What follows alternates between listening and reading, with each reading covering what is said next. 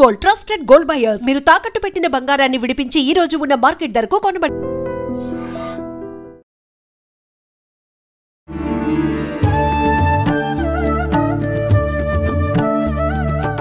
నమస్కారం, welcome to I dream. ధర్మ మార్గం విత్ విజిత కార్యక్రమానికి స్వాగతం. ప్రస్తుతం మనతో పాటు ఉన్నారు ఆధ్యాత్మిక గురువులు, ప్రణవ పీఠాధిపతులు, త్రిభాషా మహా సహస్ర అవధాని డాక్టర్ శ్రీ వద్దిపర్తి పద్మాకర్ గారు. ఇప్పుడు గురుగారితో మాట్లాడి మరిన్ని విషయాలు తెలుసుకుందాం. మనకున్న సందేహాలన్నింటినీ కూడా నివృత్తి చేసుకునే ప్రయత్నం చేద్దాం. నమస్కారం గురుగారు. గురుగారు, ఈ మధ్య కాలంలో ఎక్కువగా ఆడవాళ్ళు లలితా సహస్రనామ పారాయణం అనేది చేస్తూ ఉన్నారు. అంటే అది ఆలయంలో కూర్చొని చేసినా సరే, ఇళ్లలో అయినా సరే, ఒక నలుగురు అంతా ఒక దగ్గర కూర్చొని పారాయణం అనేది చేయడం ఎక్కువగా చూస్తూ ఉన్నాం. అయితే ముందు నుంచి లలితా సహస్రనామ పారాయణము ఇదంతా కూడా వైశిష్ట్యం ఉన్నప్పటికీ ఏదైనా ఒకరు మొదలు పెట్టారు అంటే దాని గురించి ఇంకెక్కువగా ఇప్పుడే కొత్తగా ఏదో ఉంది అనేటట్టుగా మాట్లాడుకుంటారు. అసలు ఏంటండి లలితా సహస్రనామ పారాయణం చేయవల్ల కలిగే ఫలితాలు ఏంటి? సృష్టౌ యా సర్గరూప జగదవన విధౌ పాలినీ యా చ రౌద్రీ సంహారే చాపి యస్యా జగదిదమఖిలం క్రీడనం యా పరాఖ్య పశ్యంతి మధ్యమాథో తదను భగవతీ వైఖరీ వర్ణరూప సాస్మద్వాచం ప్రసన్నా విధి హరిగిరిశారాధితాలంకరోతు. త్రిమూర్తుల చేత కూడా ఆరాధింపబడి అమ్మవారికి నమస్కారం చేసుకుందాం. నిజానికి అమ్మవారి ఉపాసన ఇవాళది ఎప్పటిది కాదు, ఎన్నో యుగములుగా వస్తూనే ఉన్నది. పార్వతీమాతని ఎంతో భక్తి శ్రద్ధలతో ఆరాధించినట్టుగా శ్రీరామచంద్రుడు పురాణాల్లో ఉంది. రామాయణంలో కూడా విశ్వామిత్రుడితోటి ప్రయాణం చేస్తున్న రామలక్ష్మణులు దారిలో కుమారస్వామి కథ, గంగావతరణ కథ, పార్వతీ పరమేశ్వరుల కథ ఇవన్నీ శ్రద్ధగా విన్నారా లేదా? అప్పుడు కూడా రామచంద్రుడు పార్వతీదేవిని ఎంతో భక్తితో మనస్సులో ఉపాసించిన వాడే. కాకపోతే ఈ కలియుగంలో ఉన్న మానవుల లక్ష్యం ఏంటంటే కొత్తగా ఒకళ్ళు పారాయణ చేస్తే అదే పారాయణ చేయటం వల్ల ఇదేదో కొత్తగా వచ్చింది అన్నట్టుగా దాన్ని ప్రచారం చేస్తున్నారు. కానీ దానికి ఈ సమస్తోప కార్యక్రమాలు కూడా, ఈ ఉపాసనా కార్యక్రమాలన్నీ కూడా ఎప్పుడూ యుగయుగాలుగా ఉన్నాయి.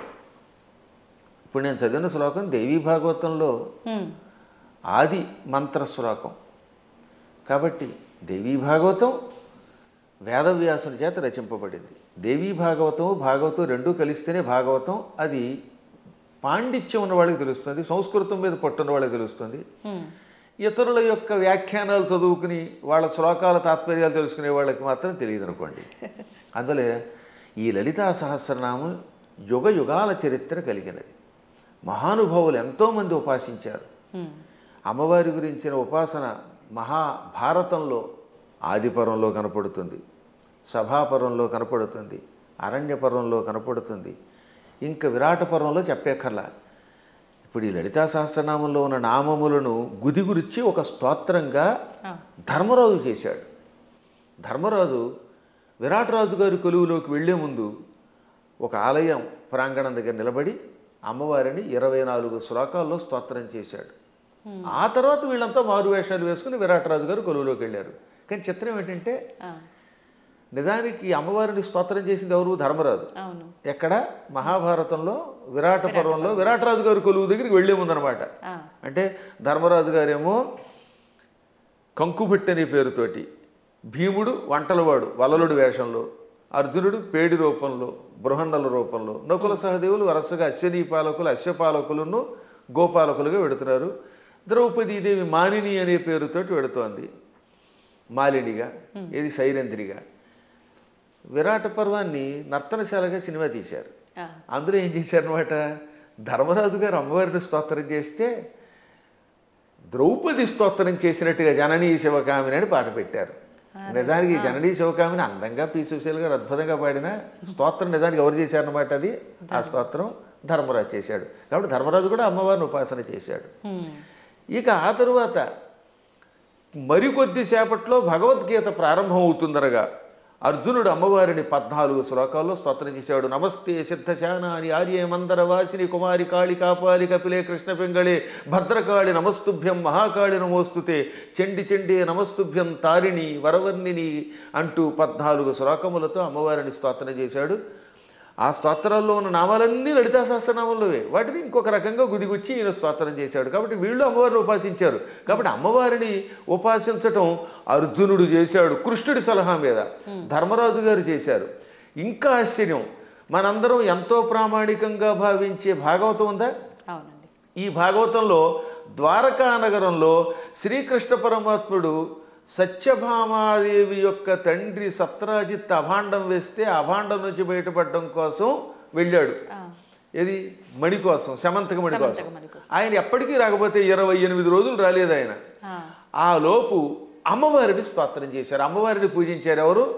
ఆయన భార్య రుక్మిణీదేవి, పక్కన ఉన్నటువంటి మహానుభావుడు దేవకి వసుదేవులు అందరూ కూడా అమ్మవారిని పూజించారు. అప్పుడు అమ్మవారు ఏమంటుంది? బాలామణితో మణితో హేలాగతి వచ్చు వనరు హేక్షణుడనుచు అని అమ్మవారు పలికింది.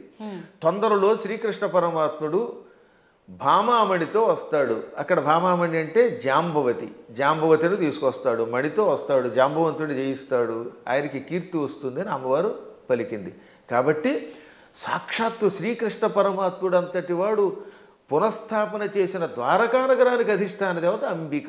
అంబిక అనే పేరుతో ఉన్నది. ఈ భాగవతంలో ఉన్నది, ఇంకెవరో పద్మాకర్ గారు రాసింది కాదు. కాబట్టి అమ్మవారి ఉపాసన ఎంత ప్రాచీనమో ఆలోచించండి. అలా ప్రాచీన కాలం నుంచి అందరూ అమ్మవారిని ఉపాసిస్తున్నారు. శక్తిని ఉపాసించకుండా ఎవడుంటాడు? ఇప్పుడు వెర్రి పెరిగిపోయి కొట్టుకోవడాలు పెరిగిపోయాయి. కాబట్టి అమ్మ లలితా సహస్రనామాలు, ఈ అమ్మవారి ఉపాసన యుగయుగాల చరిత్ర కలిగినది. అందులో ఇప్పుడు ఏంటంటే కలియుగంలో శక్తి కల్పం అవటం వల్ల ఎక్కువ పెరుగుతుందట. దీనివల్ల ఎక్కువ లాభం కూడా ఉన్నది.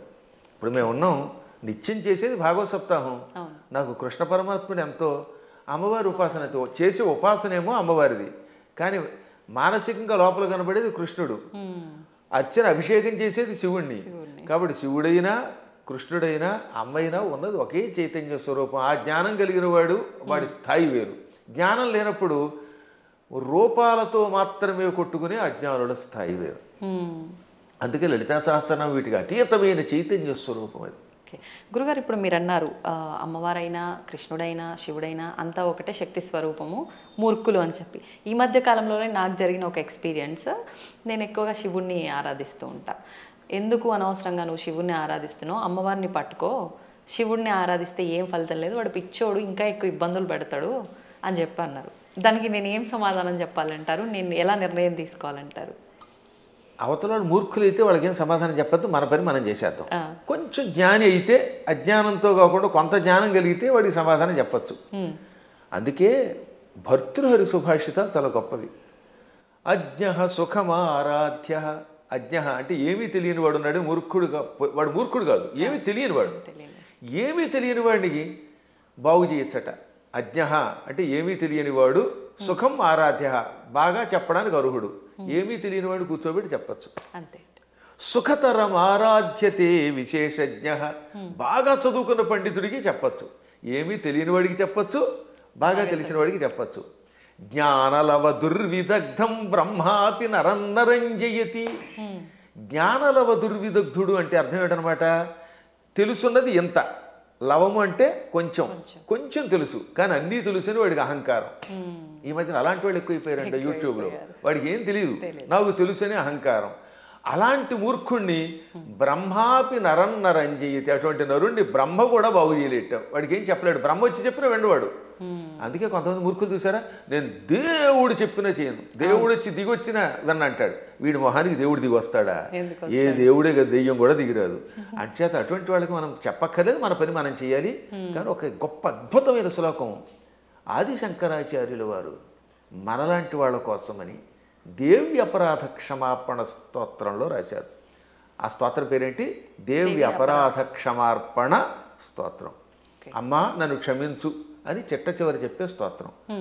అద్భుతమైన స్తోత్రం అది. కొంతమంది వాళ్ళు అది కూడా ఆయన రాయలేదని పిచ్చివాదం చేసేవాళ్ళు ఉంటారు, వాళ్ళని మనం పక్కన పెట్టేద్దాం. కానీ చితాభస్మాలేపో గరళమశనం దిక్పటధర జటాధారి కంఠే భుజగపతిహారీ పశుపతి కపాలీ భూతేశో భజతి జగదీశైక పదవీం భవాని త్వత్పాణిగ్రహణ పరిపాటీ ఫలమిదం. భవాని అంటే ఓ పార్వతి, నీ భర్త శివుడి దగ్గర ఏముందమ్మో గొప్పతనం, ఇది ఎంత గొప్పగా ఉంటుంది ఈ స్తోత్రం చివరిదాకా వినాలి జాగ్రత్తగా. ఆయన చితాభస్మాలేప, ఎవడో శవాన్ని తీసుకెళ్ళి శ్మశానంలో కాల్చారు. ఆ కాల్చగా వచ్చిన బూడిని ఏమంటారు? చితాభస్మము. చితి మీద నుంచి వచ్చినటువంటి భస్మం. ఆ భస్మాన్ని ఆలేప, ఒంటికి పూసుకుంటున్నవాడు. మనం గంధం పూసుకుంటాం అంటే మా బొట్టి వాళ్ళం పూర్వం గంధం అరగ తీసుకుని పూసుకునేవాళ్ళం. మీ బొట్టి వాళ్ళు ఈ మధ్యన పెర్ఫ్యూమ్స్ వచ్చాయి కదా, కిష్కం కిష్కం అనేది ఏదో కొట్టుకుంటాడు, మళ్ళీ అందులోంచి గాలి వస్తుంది, అందులోంచి వచ్చేది గాలేగా పొగేగా అని మళ్ళీ అడ్వర్టైజ్మెంట్లు. సరే ఏది ఏమైనా మొత్తం మీద సుగంధ ద్రవ్యాలు పూసుకుంటారు. ఆయన మాత్రం ఒంటికి ఏం చేస్తాడు? కాష్టంలో బూడిద పూసుకుంటాడు. పోని ఆహారం ఇడ్లీలో చపాతీలో బూరిలో గారెలో దద్దోజనో తిండు గరళ వశనం విషమే ఆహారంగా స్వీకరించాడు. ఇంకా మంచి బట్టలు కట్టుకుంటున్నాడా? కనీసం పద్మాకర్ గారైనా అంతో ఎంతో మంచి లాల్చీ వేశారు. కానీ ఆయన దిక్కులే వస్త్రం. దిక్కు అంటే తూర్పు మొదలుకొని అన్ని దిక్కులు. పటము అంటే వస్త్రం. దిక్పటధర అంటే దిక్కులను వస్త్రముగా ధరించేవాడు. అదే దిగంబరుడు అంటే. దిక్కు అంబరహ దిగంబరహ. అంబరం అంటే వస్త్రం. దిక్కులు వస్త్రంగా ధరించేటంటే అర్థం ఏమిటమ్మా? ఇప్పుడు ఉదాహరణకి ఈ గదే పద్మాకర్ గారికి బట్ట అంటే ఇంక వేరే వస్త్రం వేసుకోలేదు. అది దిక్కులు వస్త్రంగా ధరించేటంటే ఏ బట్టలు లేకుండా ఉన్నాడు. అక్కడికి అది అయిపోయింది. ఇక తర్వాత ఏమంటున్నాడైనా జటాధారి, చక్కగా క్రాఫ్ దువ్వుకోడు, కర్లింగులు లేవు, కటింగులు లేవు, జడలు అట్ల కట్టేసి ఉంటాయి. ఆ అట్టలు కట్టిన జడల్ని ధరిస్తున్నాడు. మెడలో బంగారపు గొలుసు ఒక్కటి కూడా లేదు. భుజగపతిహారి, బుస్సుమని మీదకి వచ్చే కాటురాజు గారిని మెడలో వేసుకున్నాడు ఆయన. పావుని గొలుసుగా వేసుకున్నాడు. పశుపతి, ఇంకా ఆయన ఎవరికి అధిపతి? పశువులకు అధిపతి. చేతిలో చూస్తే ఏ కంచమో ఆకో పుచ్చుకుని వాళ్ళంతా బఫేని పెడుతున్నారుగా, ఆయన స్వామివారు ఏం చేస్తున్నారట? కపాలం ధరిస్తాడు. భిక్షాభాత్రగా చేతిలో పుర్రిని ధరించాడు, బ్రహ్మ కపాలాన్ని. భూతేశ, భూతాలకు అధిపతి. ఇవన్నీ అవలక్షణాలు పైకి కనపడ్డం. కానీ ఇన్ని అవలక్షణాలున్నా జగదీశైక పదవీం భజతి అంటే సమస్త లోకాలకి ఈశ్వరుడు అవుతున్నాడు. జగదీశ్వరుడు అనగా సమస్త లోకాలకి అధిపతి, చక్రవర్తి. అన్ని లోకాలని పరిపాలించడానికి కావలసిన అర్హతలు వచ్చేసి ఆయనకి. లోకాలన్నిటినీ పరిపాలిస్తున్నాడు. కారణం ఏమిటో తెలుసా? భవాని త్వత్పాణిగ్రహణ పరిపాటి ఫలమిదం. నీ పాణిగ్రహణం చేశాడు, నీ చెయ్యి అందుకున్నాడు అంటే నిన్ను పెళ్లి చేసుకున్నాడు. అమ్మ ఆయనలో అన్ని అవలక్షణాలే, అయినా లోకాలను పరిపాలిస్తున్నాడు. కారణం నిన్ను పెళ్లి చేసుకోవడం. ఇదంతా నీ అనుగ్రహం. అంటే ఇందాక ఒక ఆవిడ చెప్పింది అన్నావుగా, ఏమని? అమ్మవారిని పూజిస్తే లాభం ఆయన దగ్గరే ఉంది అని. ఈ పై శ్లోకం యొక్క తాత్పర్యం ఇలా కనపడుతుంది. అంటే ఇందాక మీరు అన్నట్టు మిడిమిడిగా తెలుసుకొని మాట్లాడే మాట. ఇప్పుడు ఈ శ్లోకంలో ఉన్న అంతరార్థం తెలిస్తే మనకు ఆశ్చర్యం కలుగుతుంది. సామాన్యుడి భాషలో చెప్పాలంటే వాడికి పిచ్చెక్కుతుంది. ఇప్పుడు అమ్మవారిని పార్వతి అనలేదండి. పార్వతి అంటే పర్వతరాజు కూతురు, పుట్టింటి వారి పేరుతో పిలవాల. భవాని అన్నాడు ఆయన. భవాని అంటే అర్థం ఏంటి? భవస్య పత్ని భవాని అంటే శివుడి పెళ్ళామా. దాని అర్థం ఏంటి? మళ్ళీ అక్కడ ఏమంటున్నాడంటే ఆవిడ్ని ఓ శివుడి పెళ్ళామా అన్నాడు. మనకి ఏమనిపిస్తుంది? ఆవిడ పొగిడినట్టు ఏం లేదు. మళ్ళీ వచ్చేసరికి నువ్వు ఎన్ని గొప్ప లక్షణాలు ఉన్నా, నీ వల్ల ఆయనకు గొప్పతనం వచ్చినా నువ్వు శివుడి పెళ్ళానివే. నీ అనేది నీప్ అని ఒకటి ఉంటుంది వ్యాకరణంలో. ఆ నీప్ అనేది కొన్నింటికి చేరితే భార్య అని అర్థం వస్తుంది. ఆ ఏ ఏ పదాలకి? భవ దానికి నీపు చేరితే భవాని, మృడ నీపు చేరితే మృడాని, రుద్ర నీపు చేరితే రుద్రాణి, శర్వ శర్వాణి. వీటికి భార్య అని అర్థం వస్తుంది. అందులో శివాని లేదు. అందుకే శివాని అనే శబ్దం అసాధు. శివాని అని వాడేస్తారు కానీ శివ శబ్దం పక్కన నీపు ఉండదు. భవ, రుద్ర, మృడ, శర్వ ఇది ఆకృతి గణం. వీటికి మాత్రమే చేరితే భవాని, రుద్రాణి, మృడాని, శర్వాణి అవుతాయి. కాబట్టి ఇంత చేసి నువ్వు ఎంత గొప్పదానివైనా, నీ వల్ల ఆయనకి వచ్చినా నువ్వు ఆయన పెళ్ళానివే అని చెప్పడం. ఇంకా పైకి వద్దాం ఇందాక చెప్పినవి. ఈ ప్రపంచంలో ఎవడైనా కాష్టంలో ఉన్న బూడిదను పూసుకుంటాడా? మీకు ఎంతో స్నేహితుడు ఒక ఆయన ఉన్నాడండి, ఎంతో ఇష్టుడు ఒక ఆయన ఉన్నాడు. ఆ గొప్ప వ్యక్తి ఒక ఆయన తాతగారు అంటే చాలా ఇష్టపడతాడు. ఆ తాతగారు పోయారనుకుందాం.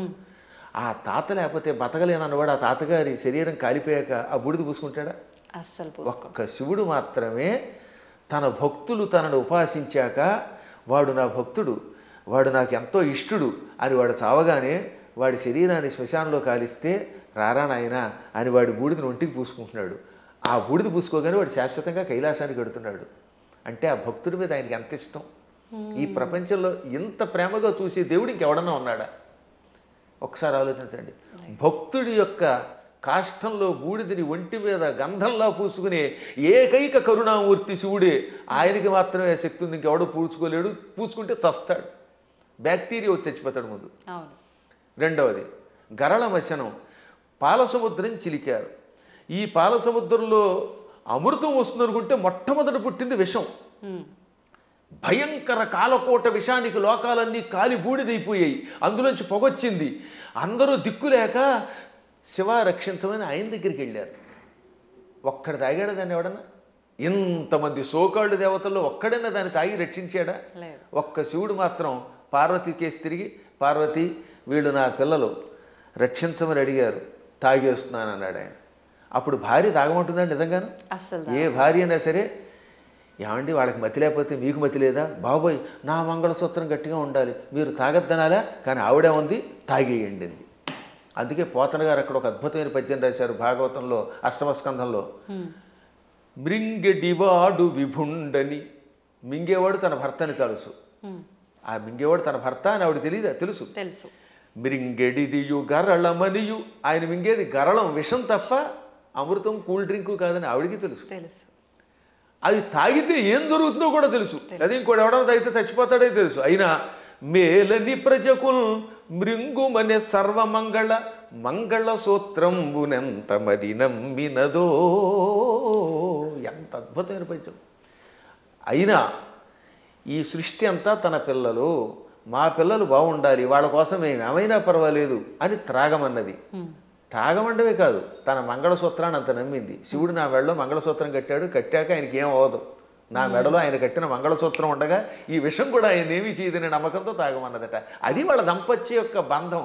ఆ దంపతులు ఇద్దరిలో ఎవరు గొప్ప ఎవరు తక్కువ అంటే అది అజ్ఞానం. ఈవిడ వల్ల ఆయన, ఆయన వల్ల ఈవిడ. ఇంతకీ ఎందుకు చెప్తున్నానంటే నేను, అంతటి కాలకోట విషమును టక్కన చేతిలోకి తీసుకుని ఇంత నేరేడు పండు ముద్దగా మార్చి మింగాడు ఆయన. మింగడం కూడా కంఠంలో ఎక్కడ పెట్టుకున్నాడు, సరిగ్గా ఈ కంఠం దగ్గర పెట్టాడు. లోపల లోకాలు ఉన్నాయట, బయట లోకాలు ఉన్నాయి.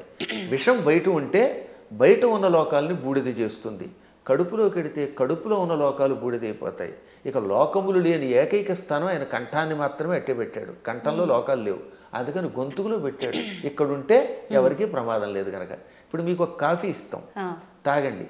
తాగి నాలుక మీద కానీ కడుపులోకి కానీ పంపకుండా గొంతుకులో అట్టే పెట్టగలరా? అస్సలు సాధ్యం. గుట్టక వేస్తే టక్కన కిందకి దిగిపోవాల్సిందే, లేదా అతి కష్టం మీద నోట్లో పెట్టాలి. అది కూడా ఎంతసేపు పెట్టగలం, బయటనే ఉమ్మాలి, అవునా? అటువంటిది అంత కాలకోట విషయాన్ని ఇక్కడ బంధించే శక్తి ఏ దేవతకు ఉంది?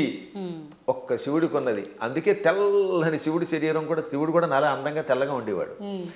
ఈ విషం కంఠంలోకి వెళ్ళాక నీలంగా మారిపోయి శ్రీకంఠుడు గరళకంఠుడు అయ్యాడు. అది ఆయనకు ఒక ఆభరణం అయింది, కీర్తి తెచ్చిపెట్టింది. అందువల్ల గరళ వచనం అంటే అంతటి విషాన్ని ఆహారంగా స్వీకరించి గొంతుకులో పెట్టినవాడు ఆయన తప్ప ఎవడున్నాడమ్మా? ఇంకా ఆకాశాన్ని జుట్టుగా మార్చుకొని అట్లగట్టేలా జడలు పెట్టాడు. ఆకాశంలో ఉన్న మబ్బులు అవన్నీ ఆయనకి కేశములైపోయాయి, వ్యోమకేశుడు ఆయన. అందువల్ల జటాధారి. మెడలో వాసుకి అని పిలువబడే ఒక భయంకర సర్పాన్ని ఎవడు పెట్టుకోగలుగుతాడు? ప్రపంచంలో పాముల్ని భరించే శక్తి ఇద్దరికి ఉంది. ఒక ఆయన పాము మీద పడుకున్నాడు, శ్రీ మహావిష్ణువు ఆదిశేషుడి మీద. ఇంకోటి ఎవడు ఆయన భరించలేడు. ఆ వాసుకినేమో మెడలో ఈయన గొలుసులో వేసుకున్నాడు. అలా విషసర్పమును కూడా ఆభరణంగా ధరించావు. పశుపతి అంటే మనందరం పశువులం, జీవులందరినీ ఏమంటారు? పశువులు. ఇంగ్లీష్లో కూడా man is a social animal అంటారు, గుర్తుపెట్టుకోండి. సంస్కృతంలో కూడా అంతే. పశువులు జంతువునాం నరజన్మ దుర్లభం, ఈ జంతువులలో మానవ జన్మే దుర్లభము. కాబట్టి ఏ లాంగ్వేజ్లో అయినా సరే పశు శబ్దమునకు ప్రాణులు అని అర్థం. ప్రాణులందరినీ పరిపాలించేవాడు ఆయన పశుపతి అంటే. ఇంకా కపాలి, బ్రహ్మ కపాలాన్ని చేత్తో పట్టుకుని బ్రహ్మ యొక్క అహంకారాన్ని నడిచి యావజ్జీవితం చేతిలో పెట్టుకుని అందులో భోజనం పెట్టేవాడు ఎవడు అంటే కపాలి. అంటే ఇన్ని సంపదలున్నా అష్టసిద్ధులున్నా పార్వతి భార్య అయినా భిక్షాపాత్రని చేత ధరించి ఎవడైనా చివరికి భిక్షుకుడే. ఈ ప్రపంచంలో నేను భిక్షుకుడే, నువ్వు భిక్షుకుడివే, ఒకళ్ళొకళ్ళు యాచించుకోవాలి అని చెబుతున్న మహానుభావుడైన ఒక్కడే. ఓకే. ఇంకా భూతేశ, భూతములంటే మీరు అనుకున్నట్టుగా హేహాన మీదకి వచ్చే భూతాలు కాదు, పంచభూతాలు. ఈ పృథివ్యాపస్తేజో వాయురాకాశములు, భూమి, అగ్ని, జలము, వాయువు, ఆకాశం అనే పంచభూతములు, ఇక ప్రాణులు, వీళ్ళందరికీ అధిపతి. అందుకే ఆయన జగత్తుకి ఈశ్వరుడు అయ్యాడు. అందువల్ల నువ్వేం చేసావు? ఆయన గొప్పతనం గ్రహించి ఆయన కోసం తపస్సు చేసి ఆయనే భర్త అవ్వాలని దగ్గరికి వెళ్ళి పార్వతి అని పేరున్నదానివి భవాని అయిపోయావు, ఆయన భార్యవై. అందుకే ఇప్పటికి కూడా ఇంగ్లీష్ వాళ్ళు మన సంస్కృత సంప్రదాయాల్లో కొన్ని పాటిస్తున్నారు. ఉదాహరణకి పద్మాకర్ గారి భార్య ఉంది, ఆవిడ ఏమన్నా మిసెస్ పద్మాకర్ అంటారా లేదా? అంటారు. రంగవేణి గారిని పిలవకుండా అంటే భవానీలాగా. పార్వతి కాస్త ఆయన భార్య అయ్యాక మిసెస్ శివ అయ్యింది, ఆ మాట భవానీ అన్నాం అంతే టెక్నిక్గా. అంటే ఎంత గొప్ప శక్తి! శివుడి భార్యని అనిపించుకోవడానికి ఇష్టపడుతోంది కానీ నేను పార్వతిని ఫలానా వాళ్ళ పుట్టింటి వారి సంబంధమైందా అని అనిపించుకోవడానికి ఆవిడ ఇష్టపడటం లేదు. ఈ లక్షణాలు ఆయనలో గొప్పవి కాబట్టే ఆయనని నువ్వు వరించావు, నీ వల్ల ఆయన పార్వతీ వల్లభుడయ్యాడు. ఈ విధంగా మీ ఇద్దరు గొప్పవారే.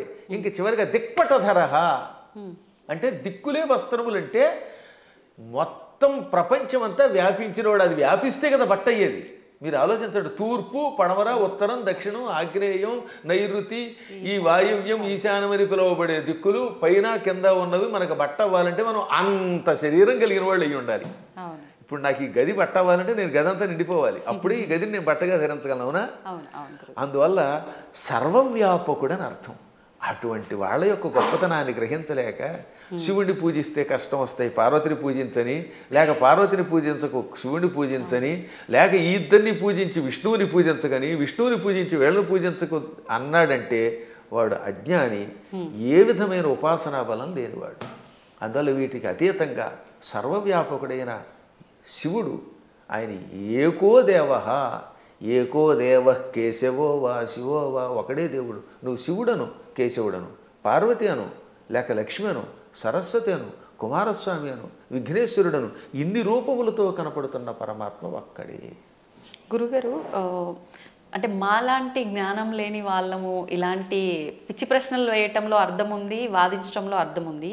కానీ ఎంతో జ్ఞానం ఉండి నలుగురికి చెప్పే స్థాయిలో ఉన్నవాళ్ళు కూడా కొంతమంది శివకేశవుల ఇద్దరు భేదం చూపించి మేము శైవులము, మేము వైష్ణులము ఇలా మాట్లాడుతూ ఉంటారు కదా, మరి దాని గురించి ఏమంటారండి? అక్కడే అసలు వాళ్ళ జ్ఞానులు అనకూడదు, వాళ్ళు భక్తులు అంతే, మూఢభక్తులు. వాళ్ళు భక్తులే. మూఢభక్తి ఏం చేస్తుందో తెలుసా? ఆ రూపాన్ని తప్ప ఇంకోటి ఇష్టపడకుండా చేస్తుంది.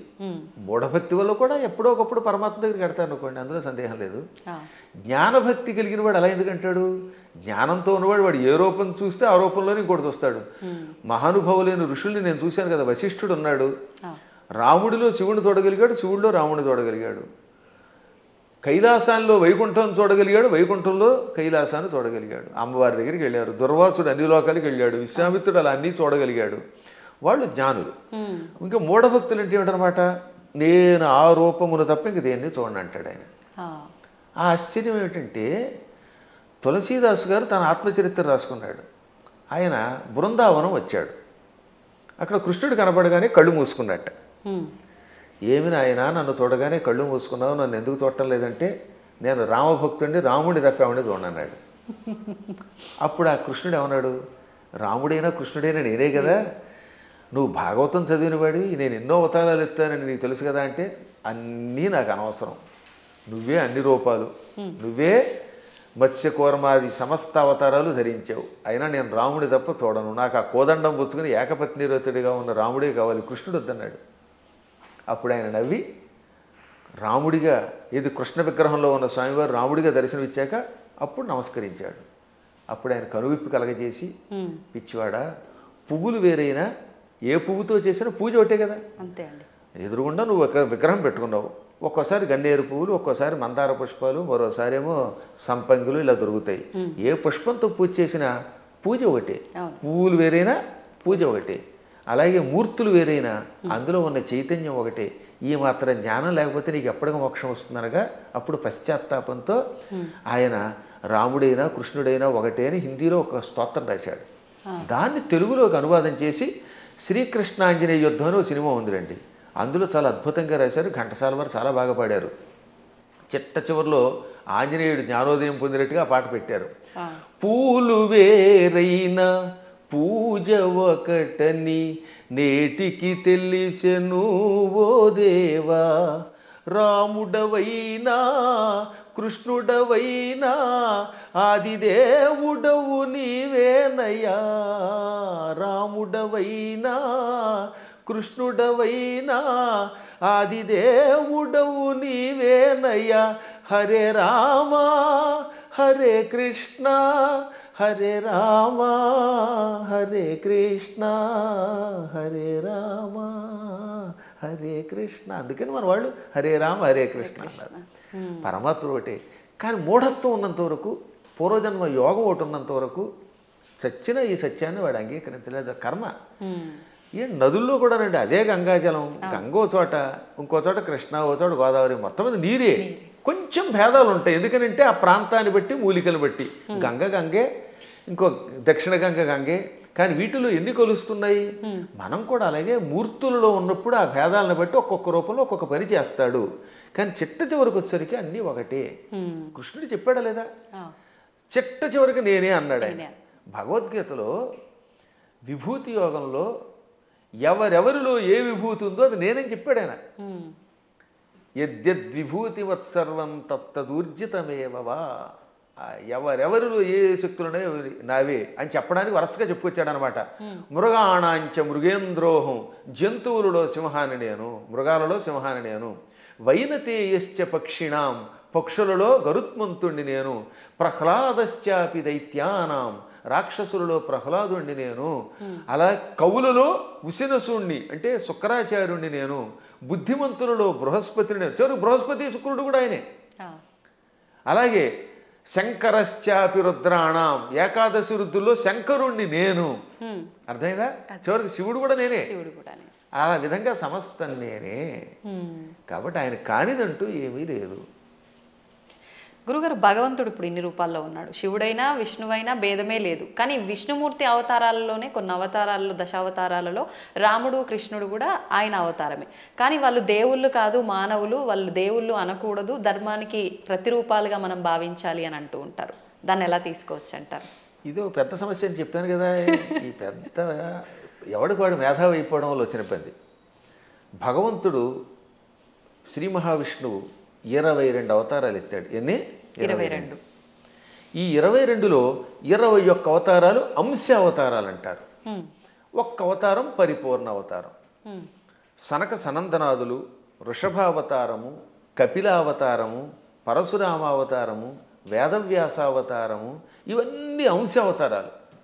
వాటిలో ఈ మత్స్యావతారం, కూర్మావతారం, వరాహావతారం, నరసింహావతారం, రామావతారం, ఇది పరశురామావతారం, ఇవన్నీ కూడా.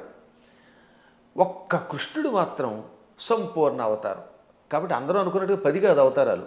భాగవతంలో ప్రారంభంలోనే ఉంటుంది, ప్రథమ స్కంధంలో 22 అవతారాలు చెబుతూ అందులో 21 అవతారాల్ని ఏతే చాంస కళా పుంస ఏతే చ అంశ కళా పుంస కృష్ణస్తు భగవాన్ స్వయం.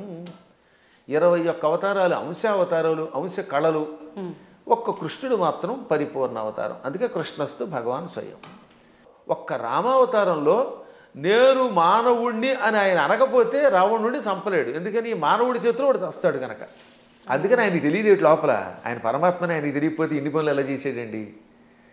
ఎంతమందికి శాప విముక్తి కలగజేశాడు, ఎంతమందిని వైకుంఠానికి పంపించగలిగాడు. కానీ పైకి చెప్పకూడదు. అందువల్ల పరమాత్మ నటించాలి లోపల. అందుకని మర్యాద పురుషోత్తముడుగా ఆత్మానం మానుషం మన్యే రామం దశరథాత్మజం. దేవతలంతా చిట్ట చివర వచ్చి ఏది రావణవధ అయిపోయాక నువ్వు విష్ణువు అంటే మీరేదో విష్ణువు అంటున్నారు, అదిని పొగుడుతున్నారు, నాకు తెలియట్లేదు. నేను మాత్రమే అనుకుంటున్నాను, నన్ను నేను మానవుడు అనుకుంటున్నాను. ఆత్మానం అంటే నన్ను మానుషం మన్యే, మనిషిగా భావిస్తున్నాను. మన్యే అంటే భావిస్తున్నాను, అనుకుంటున్నాను. పైగా ఎవరట?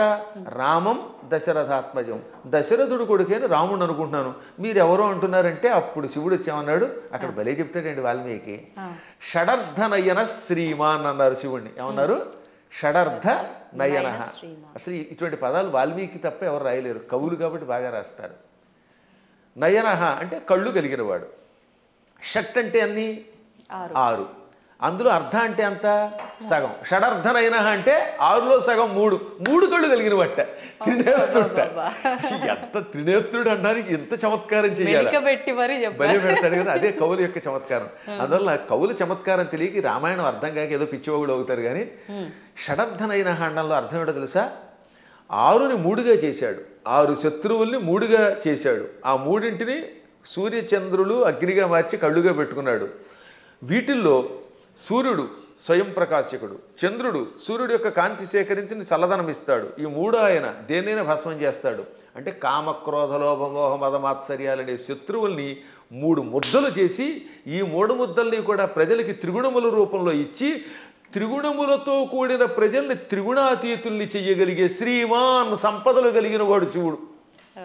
అసలు శివుడి యొక్క వైభవాన్ని, దాని గురించి ఇప్పుడు మీకు ధర్మ సందేహాల్లో కాబట్టి క్లుప్తంగా చెబుతున్నాను. కానీ దీనికి ఎంతో వ్యాఖ్య చేయొచ్చు. అటువంటి శివుడు, నాయన నువ్వు సాక్షాత్తు విష్ణువువి, దేవతలంతా ప్రార్థించటం వల్ల రాముడిగా అవతరించి దుష్ట శిక్షణ శిష్టరక్షణ చేసావు తప్ప సామాన్యుడు కాదు అని చెబితే దశరథుడు మళ్ళీ వచ్చి ఆయన్ని స్తుతించాడు, బ్రహ్మాదులు స్తుతించారు. అప్పుడు అర్థం అవట్లేదా ఆయన సాక్షాత్తు స్వామిని? కాబట్టి అవేమో ఏదో మానవ అవతారాలంటే ఎలా ఒప్పుకుంటాం? మానవుడిగా అవతరించి మానవుడిగా నటించి ధర్మమును లోకమునికి ఇచ్చిన ఆది విష్ణువు. అది మర్చిపోకూడదు మనం. మళ్ళీ మనకి ఇలాంటి అనుమానాలు మనకి రాకుండా, రాముడు నేను మానవుడన్నా మనకు అనుమానం రాకుండా ఉండడానికి శివుడు మొదలైన వాళ్ళకే చెప్పించాడు. చిట్ట చివర పట్టాభిషేకంలో ఏం చెప్పాడు వాల్మీకి? ఆదిదేవో మహాబాహు హరిర్నారాయణ ప్రభు సాక్షాద్రామో రఘుశ్రేష్ఠ శేషో లక్ష్మణ ఉచ్యతే. ఇది పట్టాభిషేకంలో చిట్ట చివరి శ్లోకాలు. ఆదిదేవుడు, మహావీరుడు, సాక్షాత్తు విష్ణువు, ఆయనే రాముడిగా పుట్టుకొచ్చాడు. ఆయన విశేషణాలు: ఆదిదేవ, మహాబాహు, సాక్షాత్ నారాయణ ప్రభు, రామ రఘుశ్రేష్ఠ. ఎన్ని విశేషణాలు చూడండి. మళ్ళీ ఆ శ్లోకాలు 1-2 సార్లు వినాలి. ఆదిదేవో మహాబాహురు హరిరి నారాయణ ప్రభు సాక్షాత్ రామ రఘుశ్రేష్ఠ. ఆదిదేవుడు, మహాబాహుడు అంటే పరాక్రమవంతుడు, హరి నారాయణుడు, సమస్త లోకాలకి ప్రభువు, ఆయనే సాక్షాత్తు రాముడు. శేష లక్ష్మణ ఉచ్యతే, ఆదిశేషుడే లక్ష్మణుడు అని పిలువబడ్డాడు. కాబట్టి ఇంకెక్కడ స్పష్టమైపోయిందా? అయినా సరే రాముడు కాదు ఉట్టి మనిషి అంటాడు అనుకోండి, అది వాడి కర్మ. గడ్డి పరకలు తినేవాళ్ళు అలాంటి మాటలు మాట్లాడతారు, అజ్ఞానంతో మాట్లాడేవాళ్ళు అలా మాట్లాడతారు. కానీ మనకి తెలుసు, అందుకే రామనామాన్ని ఇప్పటికి కూడా మనం స్మరించి గుడి కట్టి పూజిస్తున్నాం. అందువల్ల ఆయన ఏం చేశాడు, ఎలా చేశాడో తెలుసుకోవాలి, రాముడిలాగా నడుచుకోవడానికి ప్రయత్నించాలి. ఇంకా కృష్ణుడు చెప్పడమే ప్రారంభంలోనే విశ్వరూపంతో పుట్టుకొచ్చాడు. అసలు పుట్టడమే విశ్వరూపం. ఆ తర్వాత వెళ్ళి చిన్నపిల్లవాడు ఎన్నో లీలలు, అణువణువునా లీలలే. ఎన్ని చూపించాడో లీలలు లెక్కలేదు. ఒకసారి ఏమో మామూలుగా నేను చిన్నపిల్లాడిని అంటాడు, నాకు పెద్దవాళ్ళు మీరు దండం పెట్టడం ఏమిటంటాడు అని వెంటనే గోవర్ధన పర్వతం ఎత్తుతాడు. ఇది అక్రూరుడు వచ్చాడులేండి. అక్రూరుడు రాగానే, అక్రూరా నేను 8 ఏళ్ల బాలుణ్ణి, నువ్వేమో 40 ఏళ్ల వాడివి, నువ్వు పెద్దవాడివి, నాకు నమస్కారం చేయటం ఏమిటి అనగానే కాసేపు ఆయన భ్రమలో పడ్డాడు. వెంటనే వెళ్ళి యమునా నదిలో తన విశ్వరూపం చూపించాడు. వెంటనే తాను మరిచిపోయి స్తోత్రం చేసి, నేను పెద్దాడిని ఏంటి, నువ్వు పిల్లవాడు ఏమిటి, సమస్త లోకాలకి నువ్వే తండ్రి బాబోయ్ అన్నాడు ఆయన. ఇన్ని లీలలు చూపించిన పరమాత్ముడు. ఇటువంటి వాళ్ళు మనుషులు అంటే ఆ అన్నవాళ్ళ యొక్క విచక్షణ వదిలేయాలి తప్ప ఇంక మనం ఏం అనలేమంతే. గురుగారు, అంటే ఇది అంటే మూర్ఖంగా ఉంటుందేమో ప్రశ్న, కానీ మీరు ఇప్పుడు చెప్పిన దాంట్లోంచి నాకు అనిపించింది, అంటే ఆయన భగవంతుడే మానవుడిగా ఉండి మానవుడిగా నటించి ఆయన చేయాల్సిన కార్యం చెయ్యాలి అని చెప్పి, అంటే ఒక రకంగా ఇక్కడ వాళ్ళ అసలుని దాచేసి ఇంకో రూపంలో వచ్చి కార్యాన్ని నిర్వర్తించాలి అక్కడ. మోసం చేసినట్టేనేమో, అంటే మన మానవుల భాషలో భగవంతుడే మోసం చేశాడు, మరి నేనెందుకు చేయకూడదు, నేను మోసం చేస్తే తప్పంటారు, ఇది అధర్మం అంటారు అనొచ్చు కదండి, దానికి ఏం చెప్తారు? ఇప్పుడు మీరు మోసం చేశారు అనుకుందా, కాసేపు ఎవరిదో బ్యాంక్ అకౌంట్లో హ్యాక్ చేసి డబ్బులు లాగేశారు, అందుకే ఈ మధ్య నా అకౌంట్లో ఎవరికి ఇవ్వట్లేదులేండి. ఇప్పుడు ఇచ్చిన డబ్బుని మళ్ళీ మీరు రెట్టింపు ఇవ్వగలరా? కానీ శ్రీకృష్ణ పరమాత్ముడు కాసేపు మానవుడిలా నటించి కాసేపు మాయ చేశాడు, ఆ తర్వాత వాళ్ళని తీసుకెళ్ళి రక్షించాడు లేదా?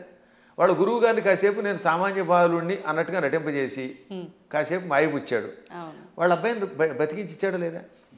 అలాగే గోపాలకులంతా ఉన్నారు అక్కడ, వాళ్ళందరి దగ్గర కాసేపు చిన్నపిల్లాడిలాగా మాయబుచ్చాడు. కానీ కష్టం రాగానే ఇంద్రయాగం ఆపేసిన వెంటనే ఇంద్రుడు వర్షం కురిపించాడు హోరాత్రులు, అవునా? ఆ సమయంలో గోవర్ధన పర్వతాన్ని కుడి చేత్తో పైకెత్తి వాళ్ళని రక్షించాడు లేదా? చిటికిన వేలుతో ఎత్తలేదు, చిటికిన వేలు ఇంకేదో బొటన వేలు వాడి మొహం ఇలాంటివన్నీ ఎవడికి తోచింది వాడు చెప్తాడు. కరేణైకేన అన్నారు అంటే ఒక చేత్తో, అది కూడా దక్షిణ హస్తేన 2 సార్లు వ్యాసుడు రాశాడు. తెలుగులో కూడా గోవర్ధన గిరి ఎత్తెన్ చక్క నొక్క కేలన్ లేలన్ అని పోతన గారు అనువాదం చేశాడు. మళ్ళీ అది ఏ చెయ్యో మనకి తెలియదు కదా, అందుకని తర్వాత పద్యంలో వలకేలదాల్చి అంటే కుడి చేత్తో ఎత్తి విపుల ఛత్రంబుగా బట్టి అన్నాడు, చేత్తో ఎత్తాడు ఆయన. పర్వతాన్ని 7 రోజులు ఎవరెత్తగలరు? అప్పుడు వాళ్ళకి అర్థమైందా లేదా? కాబట్టి పరమాత్ముడు ఎప్పుడు నేను పరమాత్ముడిని భూలోకంలో ఉన్నప్పుడు చూపిస్తే తన లీలలు, అప్పుడు అవతల వాళ్ళు ఈయంతో సన్నిహితంగా మెలగలేరు. ఇప్పుడు మీ పై ఆఫీసర్ ఎప్పుడు స్ట్రిక్ట్గా నేను ఆఫీసర్ని కూర్చుంటే మీరు ఏం ఉద్యోగం చేస్తారు? ఈ దిక్కుమాలాడు శాడిస్ట్ దొరికాడు అంటారా లేదా? అంటారండి. ఏడిపించేస్తే మీకు స్వేచ్ఛ ఇవ్వాలి. అందువల్ల ఆఫీసర్, బహుశా మీదైనా ఆఫీస్ అనుకుంటున్నాను, నాకు తెలియదు అది. ఒకవేళ ఇతరుల దగ్గర ఉద్యోగం చేస్తే ఆ ఉద్యోగం చేసినంతసేపు అవతల వాడు ప్రేమగా చూడాలి. ఇప్పుడు నా దగ్గర చాలామంది పనిచేస్తున్నారు, అర్చకులు పనిచేస్తున్నారు. నాతో పాటు మీరు చూశారు కదా, నాతో పాటు ఓ సహాయకుడు వస్తాడు రాజు, మా అర్చకులు సాయి మనోజ్ కానీ లేకపోతే పవన్ శర్మ కానీ, వీళ్ళు నన్ను ప్రేమగా తండ్రిలా భావించి కూడా ఉంటున్నారు కాబట్టి ఎంత హాయిగా ఉంటున్నారు. వాళ్ళు ఎందుకు ఖర్చు పెట్టారు, ఎలా చేశారు నేను అడగను, అప్పుడు వాళ్ళు ఇంకా నిజాయితీగా ఉంటారు. అవునండి. ఇంట్లో వంటకి మాకు చిన్నప్పుడు ఒక ఆయన ఉండేవాడు, ఒక హౌస్లో ఉండేవాళ్ళండి. ఆయన కోటీశ్వరుడు, బంగారపు అధిపతి. వంట ఆవిడికి వేరుశనగ గుళ్ళు ఇచ్చి ఎన్ని గుళ్ళు ఖర్చు పెట్టేవని వాడు ఆయన. ఎన్ని గ్రాములు కాదు, 100 గింజలు ఇచ్చి ఈ పూటకి 10 గింజలు, రేపు మళ్ళీ పోపులో 10 గింజలు, 10 మినప గింజలు, 10 శనగ గింజలు ఉన్నారు. అయ్యో మీ అదృష్టం వల్ల మీకు మంచి వాళ్ళు దొరుకుతున్నారమ్మా, నా బొట్టి వాళ్ళు మహానుభావులు దొరుకుతారు కాబట్టి మీకు తెలియట్లేదు. కానీ బయట ఇలాంటి పిసినగొట్లే ఎక్కువ మంది ఉన్నారు. కాబట్టి ఎందుకు చెప్తానంటే ఈ లెక్కలన్నీ అడిగితే ఆ వంట ఆవిడ ఇంట్లో పని చేయగలదా? అస్సలు చేయలేదు. ఆఫీసర్ల దగ్గర మనం ఉద్యోగం చేయగలమా? అందువల్ల ఏమవుతానమాట వాళ్ళు బిగుసుకుపోయి స్ట్రిక్ట్గా ఉండి అనుక్షణం ఏడిపిస్తే మనం చేయలేము. అందుకని పరమాత్మ స్నేహితుడిగా, కొడుకుగా, కొన్ని చోట్ల తండ్రిగా, కొన్ని చోట్ల మిత్రుడిగా, కొంతమందికి భర్తగా, మరి కొంతమందికి ఇంకో రకంగా, ఇన్ని రకాలుగా నటించి వాళ్ళల్లో ఒకడై సామాన్యుడిలో ఉన్నాడు. అది ప్రేమగా వాళ్ళతో నటించడం తప్ప మోసం చేయటం కాదు. అలా వాళ్ళతో ప్రేమగా ఉండి వాళ్ళ చేత సేవ చేయించుకుంటూ లేక తాను సేవ చేస్తూ కష్టాలు వచ్చినప్పుడు కష్టాలు తొలగించి కొందరికి మోక్షం ఇచ్చి కొందరికి సంపదించి కాపాడాడు. ఇప్పుడు కుచేలుడు ఉన్నాడు, కుచేలుడికి అడగకుండానే ఇక్కడ నుంచే ఇళ్ళు పంపాడు. స్థలం కొనలేదు, రిజిస్ట్రేషన్ లేదు, మున్సిపాలిటీ వాళ్ళకి ప్లాన్ అప్రూవల్కి పంపడం లేదు. కుచేలుడి దగ్గర ఇప్పుడు అడుగులు తినగానే అక్కడ ఆయన ఇంట్లో, కుచేలుడి యొక్క నగరాన్ని ఇప్పుడు పోరుబందర్ అంటారు, గాంధీ గారి కుటుంబానికి దగ్గరలోనే ఉంటుంది అది, ఆ ఆలయం ఇప్పటికి కూడా. అది కుచేలుడి ఇల్లు, 7 అంతస్తుల బిల్డింగ్ ఇచ్చేసాడు. అలా ఇవ్వగలిగితే అప్పుడు మనం చెయ్యాలి. అందువల్ల మనం మోసం చెయ్యడం ఎలాగా అనేది కథల్లో నేర్చుకుంటున్నాం, కానీ ప్రేమ చూపించడం, మహిమలు చూపించడం నేర్చుకోవట్లేదు. కాబట్టి శ్రీకృష్ణ పరమాత్ముడు చేసినట్టుగా మనం ఎక్కడ చేయగలుగుతాం? 16,000 మంది రాజకన్యకల్ని నరకాసురుడు జైల్లో పెట్టి హింసించి మానభంగం చేసి ఏడిపించాడు. పాపం దిక్కు లేకుండా అయిపోయారు. ఆ నరకాసురుడిని చంపాడు. చంపగానే ఆ చెరసాల్లో ఉన్న వాళ్ళంతా బయటకు వచ్చారు. ఇంటికి వెడితే మమ్మల్ని ఆదరించేవాళ్ళు లేరు. కొంతమందిని భర్తల్ని చంపి పట్టుకొచ్చాడు, తల్లిదండ్రులను చంపి కొంతమందిని పట్టుకొచ్చాడు. ఇలా రకరకాలుగా తీసుకొచ్చాడు, అత్యాచారం చేశాడు. ఇప్పుడు ఇంటికి వెళ్తే ఎవరు ఆదరిస్తారు? భర్తలా రానివ్వరు, తల్లిదండ్రులు ఉన్నారో లేదో తెలియదు, మాకు గౌరవం ఉండదు సంఘంలో.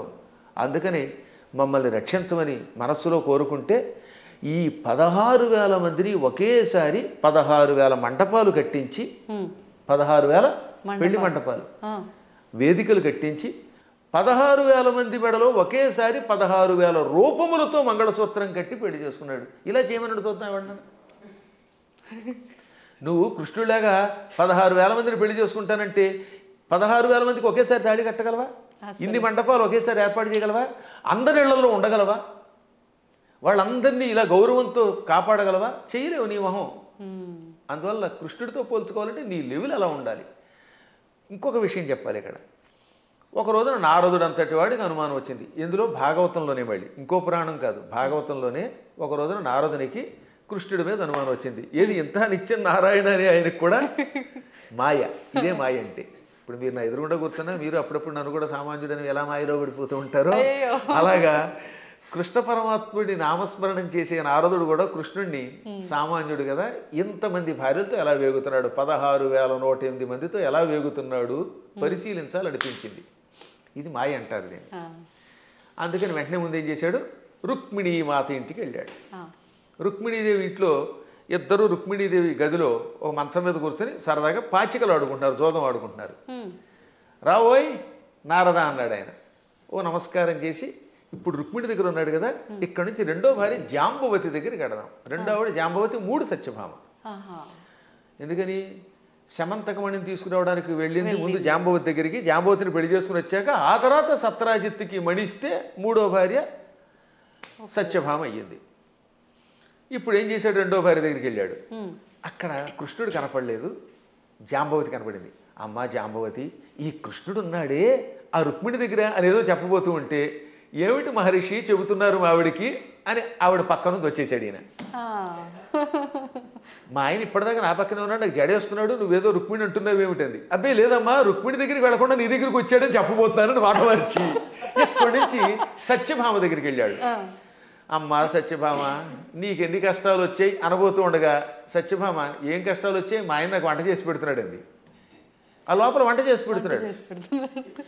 ఇలా ఈయన రుక్మిణి, జాంబవతి, సత్యభామ, కాళింది, నాగ్నజితి, లక్షణ, సుదంత, భద్ర, ఈ 8 మంది పట్టమహిషులు, ఇంకా మిగిలిన 16,100 మంది, ఈ 8తో కలిసి 16,108. అందరి పేర్లు చెప్తాను, ఓ ఏడాది పడుతుంది మరి మీకు రాసుకోగలనండి వరసగా. వాళ్ళందరి పేర్లు నాకు తెలుసు, కంఠస్థం కూడా చేశాను. ఎవరికైనా ఓపిక ఉంటే ఓ ఎపిసోడ్ అంతా వాళ్ళ పేర్లు అలా చెప్పుకుంటూ వెళ్ళిపోతాను. ఒక్కొక్కళ్ళ పేర్లు 2 సుకేసిని, కేసిని, మంజస, సమంజస, పుంజస, ఇలా రకరకాల పేర్లు కొన్ని రిపీట్ అవుతూ ఉంటే కొద్ది తేడా ఉంటాయి. ఇంతమంది ఇళ్లల్లోనూ ఈ నారదుడు వెళ్ళడం, ఒక ఇంట్లో పాలు పితుకుతూ, ఓ చోట పాయసం చేస్తూ, ఓ చోట కాళ్ళు ఒత్తుతూ, ఓ చోట ఏమో ఇంకోటి చేస్తూ, ఓ చోట ఏమో ఇల్లు తుడుస్తూ, ఓ చోట సరదాగా ఆవిడతో పాచికలు ఆడుతూ, ఓ చోట ఏమో ఇంకో బంతి ఆడుతూ, అన్ని చోట్ల కనబడ్డాడు. పిచ్చెక్కిపోయింది నారదునికి. అంతే కదా మరి. ఇది భాగవతంలో నారదుడు కృష్ణుని పరీక్షించుట అనే ఘట్టంతో రాశారు భాగవతంలో. అప్పుడు ఆయనకి జ్ఞానోదయమై, నేను నిరంతర హరినామస్మరణం చేసిన వాడిని, నారాయణుడు సర్వాంతర్యామని తెలుసు. అసలు విష్ణు అనే శబ్దం మనకు అర్థం ఏమిటి, వ్యాపకశీలత్వాత్ విష్ణు, అంతటా వ్యాపించి నిండి ఉన్నవాడు కనుక విష్ణు అని పేరు. ఆయన భక్తుణ్ణి ఆయన ఎక్కడున్నాడు, అక్కడున్నాడా లేదా అని పరిశీలించడం ఏమిటి అని అజ్ఞానంలో పడ్డానని గ్రహించి వెంటనే కాళ్ళ మీద పడి స్తోత్రం చేస్తాడు. అంటే నారదునికే మాయ కలిగితే ఇక మనకి రావడంలో ఆశ్చర్యం ఉంది. కాబట్టి అన్ని చోట్ల ఉంటాడు ఆయన. ఆయన స్థాయిని మనతో పోల్చుకుని ఆయన ఎలా ప్రవర్తిద్దామంటే, పులిని చూసి నక్క వాతలు ఎట్టుకుంటే వాతలు మిగులుతాయి, ఉన్న చర్మం పోతుంది, కానీ పులి మచ్చలు రావు. గురుగారు, ఇప్పుడు మీరు చెప్పిన దాన్ని బట్టి కృష్ణుడు ఆయన భార్యలతో ఉన్నది ఒక ఉదాహరణగా మాకు అర్థమవడం కోసం చెప్పినా అది వినటానికి అయితే చాలా బాగుంది. ప్రస్తుత రోజుల్లో నిజంగా భార్యాభర్తల బంధం అలా లేదని చెప్పాలి. అంటే అందరూ అని కాదు, కొంతమంది ఒక మిత్రుల్లా ఉండాలి అంటే సమయానికి తగ్గట్టుగా ఇద్దరు భార్యాభర్తలు అన్యోన్యంగా అలా ఉండాలి, కానీ అలా ఉండట్లేదు. ఎందుకని అంటారు? ఇప్పుడున్న కారణం ఏంటి చెప్పమంటారమ్మా, అసలు సగం సినిమాలే పాడి చేస్తున్నాయి కొంత, ఇప్పుడు సినిమాలు మరికొంత. మనుష్యులలో ఆర్థిక స్వాతంత్రం వచ్చేసింది. పిల్లల్ని చిన్నప్పటి నుంచి గారంగా పెంచడం తల్లిదండ్రులు చేస్తారు, సందేహం లేకుండా పెంచాలి. కానీ అదే సమయంలో భార్యాభర్తల బంధం ఒకరితో ఒకరు ఎంత జాగ్రత్తగా ఉండాలి, క్షణికోద్రేకాలతో కోపాలు తెచ్చుకొని తిట్టుకోకూడదు అనేది చిన్నప్పటి నుంచి చెప్పట్లేదు కదా. ఇప్పుడు పూర్వం రుక్మిణీ కృష్ణుల కథ, సీతారాముల కథలు చిన్నప్పటి నుంచి నూరిపోసి ఏదన్నా చిన్న చితక గొడవలు వస్తాయి. భార్యాభర్తలకు తగాదాలు లేకుండా ఎలా ఉంటాయి. సతీదేవి కూడా శివుడి మాట వినకుండా వెళ్ళిపోయిందా లేదా? ఒక్కసారి సతీదేవి శివుడు వద్దంటున్నా వినిపించుకోకుండా పుట్టింటికి చూడడానికి యజ్ఞానికి వెళ్ళింది, శరీరం విడిచిపెట్టింది. భర్తకు దూరం అయితే చివరికి మిగిలేదు అదే. డబ్బు సంపాదించవచ్చు, నువ్వు ఇంకేదైనా పలుకుబడితో ఉండొచ్చు, కానీ భార్యాభర్తలు ఇద్దరు ఐకమత్యంతో ఉండడం వల్ల వచ్చే ఆనందం వేరనే కథలు చెప్పేవారు పూర్వం. మా చిన్నప్పుడు ఇలాంటి కథలే చెప్పేవారు. అందువల్లే పూర్వం ఒకసారి పెళ్లి చేసుకుంటే యావత్ జీవితం వాళ్లే దంపతులు. ఇప్పుడు 16 రోజుల పండుగ గడిస్తే గొప్ప. తొలినాడు ఏదో హడావిడి, మలినాడు మడావిడి అన్నట్టుగా అయిపోతుంది. 16 రోజుల తర్వాత మళ్ళీ ఇద్దరు విడిపోతున్నారట. కొట్టుకోవడాలు, తిట్టుకోవడాలు, ఇవన్నీ కొంత తల్లిదండ్రుల యొక్క పెంపకం లోపం, కాల ప్రభావం, మీడియా ప్రభావం అన్నీ ఉన్నాయి, ఒకదాని మీద ఒకటి పడుతున్నాయి. కానీ దైవానుగ్రహం వల్ల మళ్ళీ పూర్వపు లక్షణం వస్తుందని నాకు నమ్మకం. అందువల్ల నా ఉద్దేశంలో చిన్నప్పటి నుంచి పిల్లలకి చక్కని కథలు చెప్పాలి. వస్తాయి తగాదాలు నాయన, కానీ అయినా కలిసి ఉండండి. ఎప్పుడైనా భార్య కోపం వచ్చినప్పుడు భర్త తగ్గాలట, భర్త కోపం వచ్చినప్పుడు భార్య తగ్గాలి. ఈవిడేమో తోసుంటా అంది, ఈవిడ తోసుంటా అన్నాడు, ఇంకేముంది రెచ్చిపోతే కొట్టుకుపోతారు. ఇంకా విడాక్ విడాక్ విడాక్ అయిపోయింది. దీనివల్ల ఏమిటి సాధిస్తున్నారు చివరికి? ఒక్క ఇంట్లో సుఖంగా ఉంటున్నారా? ఇవాళ కలియుగంలో గుండెకాయ లబ్ డబ్ అని కొట్టుకోవడం మానేసింది. పూర్వం గుండెకాయ లబ్ డబ్ అని కొట్టుకునేది, ఇప్పటికీ చేయేస్తే లబ్ డబ్ అని ఉంటుంది. కానీ లబ్బు పోయి డబ్బు డబ్బు డబ్బు అని కొట్టుకుంటుంది. అదొక జబ్బు కింద పట్టుకుంది. దాంతో కుటుంబాలు విచ్ఛిన్నమైపోతున్నాయి. అయినా మా అదృష్టం ఏంటంటే మేము పిల్లలకి చిన్నప్పుడు చేసే సంస్కారం వల్ల మా పిల్లలు అలాగే చక్కగా కలిసి ఉంటున్నారు, మా అన్నదమ్ముల పిల్లలు కలిసి ఉంటున్నారు. అందువల్ల వీటిని మళ్ళీ ఆదర్శంగా తీసుకోవాలి. ఈ మధ్యన మా పురాణాలు విన్నాక చాలామంది మార్పు చెందుతున్నారు. క్షణికోద్రేకంతో విడిపోతే ఉంది.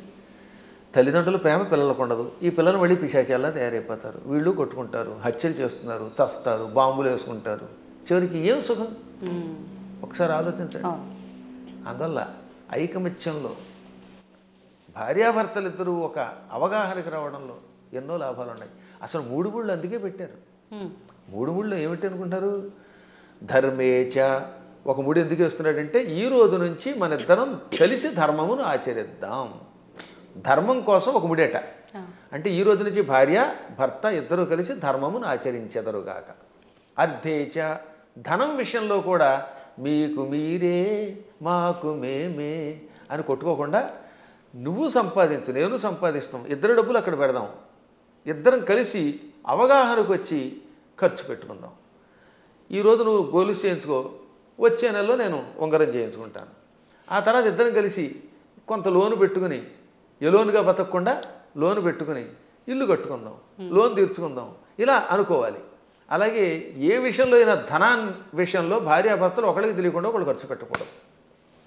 అత్యావశ్యక స్థితిని ఉంటుంది అప్పుడు తప్ప. అందువల్ల అర్థము విషయములో 2వ ముడి ఇవ్వాలి. ఇక 3వది కామేచ. కోరికలు కూడా ఇద్దరు కలిసి తీర్చుకోవాలి. ఆవిడికి దెబ్బకఠ దొంగల ముఠా సినిమా ఇష్టం, ఈయన గారికి ఏమో నాలాగే జయసింహ ఇష్టం. నేను జయసింహే చూస్తాను, కాదు నేనేమో ఇవే చూస్తాను అనకుండా ఓ రోజు జయసింహ, ఓ రోజు దెబ్బకఠ దొంగల ముఠా చూడండి. అలా ఇద్దరు కలిసి ఒకళ్ళు జానపదం ఇష్టం, ఒకళ్ళకి ఏదో గూఢచారి సినిమాలు ఇష్టం, ఒక్కొక్కళ్ళకి అవి ఇవి కాకుండా ఊడు పిల్లలు కొట్టుకునే సినిమాలు ఇష్టం. అలా ఇష్టాలు ఇద్దరు దాన్ని ఏమంటారు పంచుకోవాలి. ఇంకా 2వది భార్యామణికి రోజు మైసూరు బజ్జీ ఇష్టం, ఈ భర్త గారి కర్మ వాడికి ఎప్పుడు ఫ్రైడ్ రైస్ ఇష్టం. అప్పుడు ఇద్దరు కొట్టుకోకుండా 2 చేసుకుని 2 చెరిసగా తినమనండి, ఏం చేస్తాం? అలా కోరికలు కూడా కలిసి తీర్చుకోవాలి. అందుకని ధర్మేచ అర్థేచ కామేచ నాతి చరామి అన్నాడు. నాతి చరితవ్యం అని పురోహితులు వారు మంత్రం చెబుతారు. అతి చరితవ్యం అంటే దాటి వెళ్ళుట, చెప్పకుండా చేయుట. నా అతి చరితవ్యం అంటే దాటి వెళ్ళను. ధర్మ అర్థ కామములలో నీ మాటే వింటాను, నిన్ను దాటి వెళ్ళను అని మంత్రం పురోహితులు వారు చెప్పమనగానే, బ్రహ్మగారు చెప్పమనగానే ఈయన నాతిచరామి అంటాడు. నా అతిచరామి. అతిచరామి అంటే నిన్ను దాటి వెడతాను, నీకు చెప్పకుండా చేస్తాను. నా అతిచరామి కలిస్తే సవర్ణ దీర్ఘసంధి. నా అతి అది నైతత్పురుషం సమాసంలో, అది నాతి అవుతుంది. నాతి చరామి అంటే నిన్ను దాటి వెళ్ళను, నీకు చెప్పకుండా చేయనని ప్రతిజ్ఞ చేస్తున్నాడు మొగుడు. భర్త గారు భార్యామణికి 3 ముళ్ళు వేసి ఏమంటున్నాడు? ధర్మ అర్థకామములలో నిన్ను దాటి వెళ్ళను, నీకు చెప్పకుండా చేయనని ప్రతిజ్ఞ చేశాడు. ఆవిడ ఆనందపడిపోయి ఆహనా భర్త ఎంట అనుకుంటోంది. ఇంకా ఆ మాట మీద ఆయన నిలబడాలి, ఈవిడ నిలబడాలి. అప్పుడు ఎంత బాగుంటుందండి. పెద్దవాళ్ళు ఇంట్లో ఉండకుండా తరివేస్తే ఏమిటి లాభం? తల్లిదండ్రుల్ని పూజించడం, అత్తమామల్ని పూజించడం వల్ల పెద్దవాళ్ళు ఒక అండ. వాళ్ళు అలాగే ఉండాలి. మూర్ఖత్వంతో కోడల మీద పెత్తనం చేయకూడదు. ఈ రోజులో పెత్తనం ఎవడు ఒప్పుకుంటాడు? మీరు ₹1,00,00,000 జీతం ఇచ్చినా సరే ఒక్కరోజు ఏదన్నా అంటే వాళ్ళకి మండిపోతుంది. నేను చూశాను కదా, మన దగ్గర పనిచేసే అసిస్టెంట్లకి ఇచ్చినంతకాలమే ఆనందం. ఎప్పుడన్నా ఎరా ఈ పూట ఎందుకు అగరత్ వెలిగించలేదంటే నేను ఎందుకు వెలిగించాలని అంటాడు వాడు. ఎవరి మాట ఎవరు వింటలేదమ్మా. మేము చూస్తున్నా, నాకంటే మీకు బాగా తెలుస్తుంది. ఎందుకంటే మేము కొంచెం పురాణం రంగంలో ఉంటాం. మా దగ్గరకు వచ్చిన వాడు ఎక్కడికి పోడు. కానీ మీరు చూస్తారు ఛానల్స్ ఉన్నాయి అనుకుందాం. ఛానల్స్లో పైవాడు ఏదనంటే మర్నాడే ఉద్యోగం మానేడు ఇంకో ఛానల్. ఇది కాదు అది, అది కాదు ఇది. బోల్డ్ స్టూడియోలు, బోల్డ్ యూట్యూబ్లు, బోల్డ్ యూట్యూబ్లు ఎవడో వినడం. అలాంటి చోట కొంచెం జాగ్రత్తగా అవగాహనతో ఉండాలి. అప్పుడు కుటుంబాలు నిలబడతాయి, పిల్లలు బాగుపడతారు. మన పిల్లల కోసమైనా బాగుపడద్దా?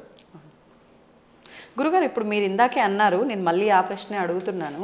అంటే పెంపకం కరెక్ట్గా లేదు అని అంటే మిగతా మతాలలో కనుక తీసుకుంటే చిన్నప్పటి నుంచే వాళ్ళ గ్రంథాలని, ఆ గ్రంథంలో ఉన్న జ్ఞానాన్ని వాళ్ళకు చదువు తర్వాత చదువుకి ముందర ఒక గంట అదే ఒక క్లాస్ లాగా పెట్టి అలాంటివి చేపించే విధానం చూస్తున్నాం.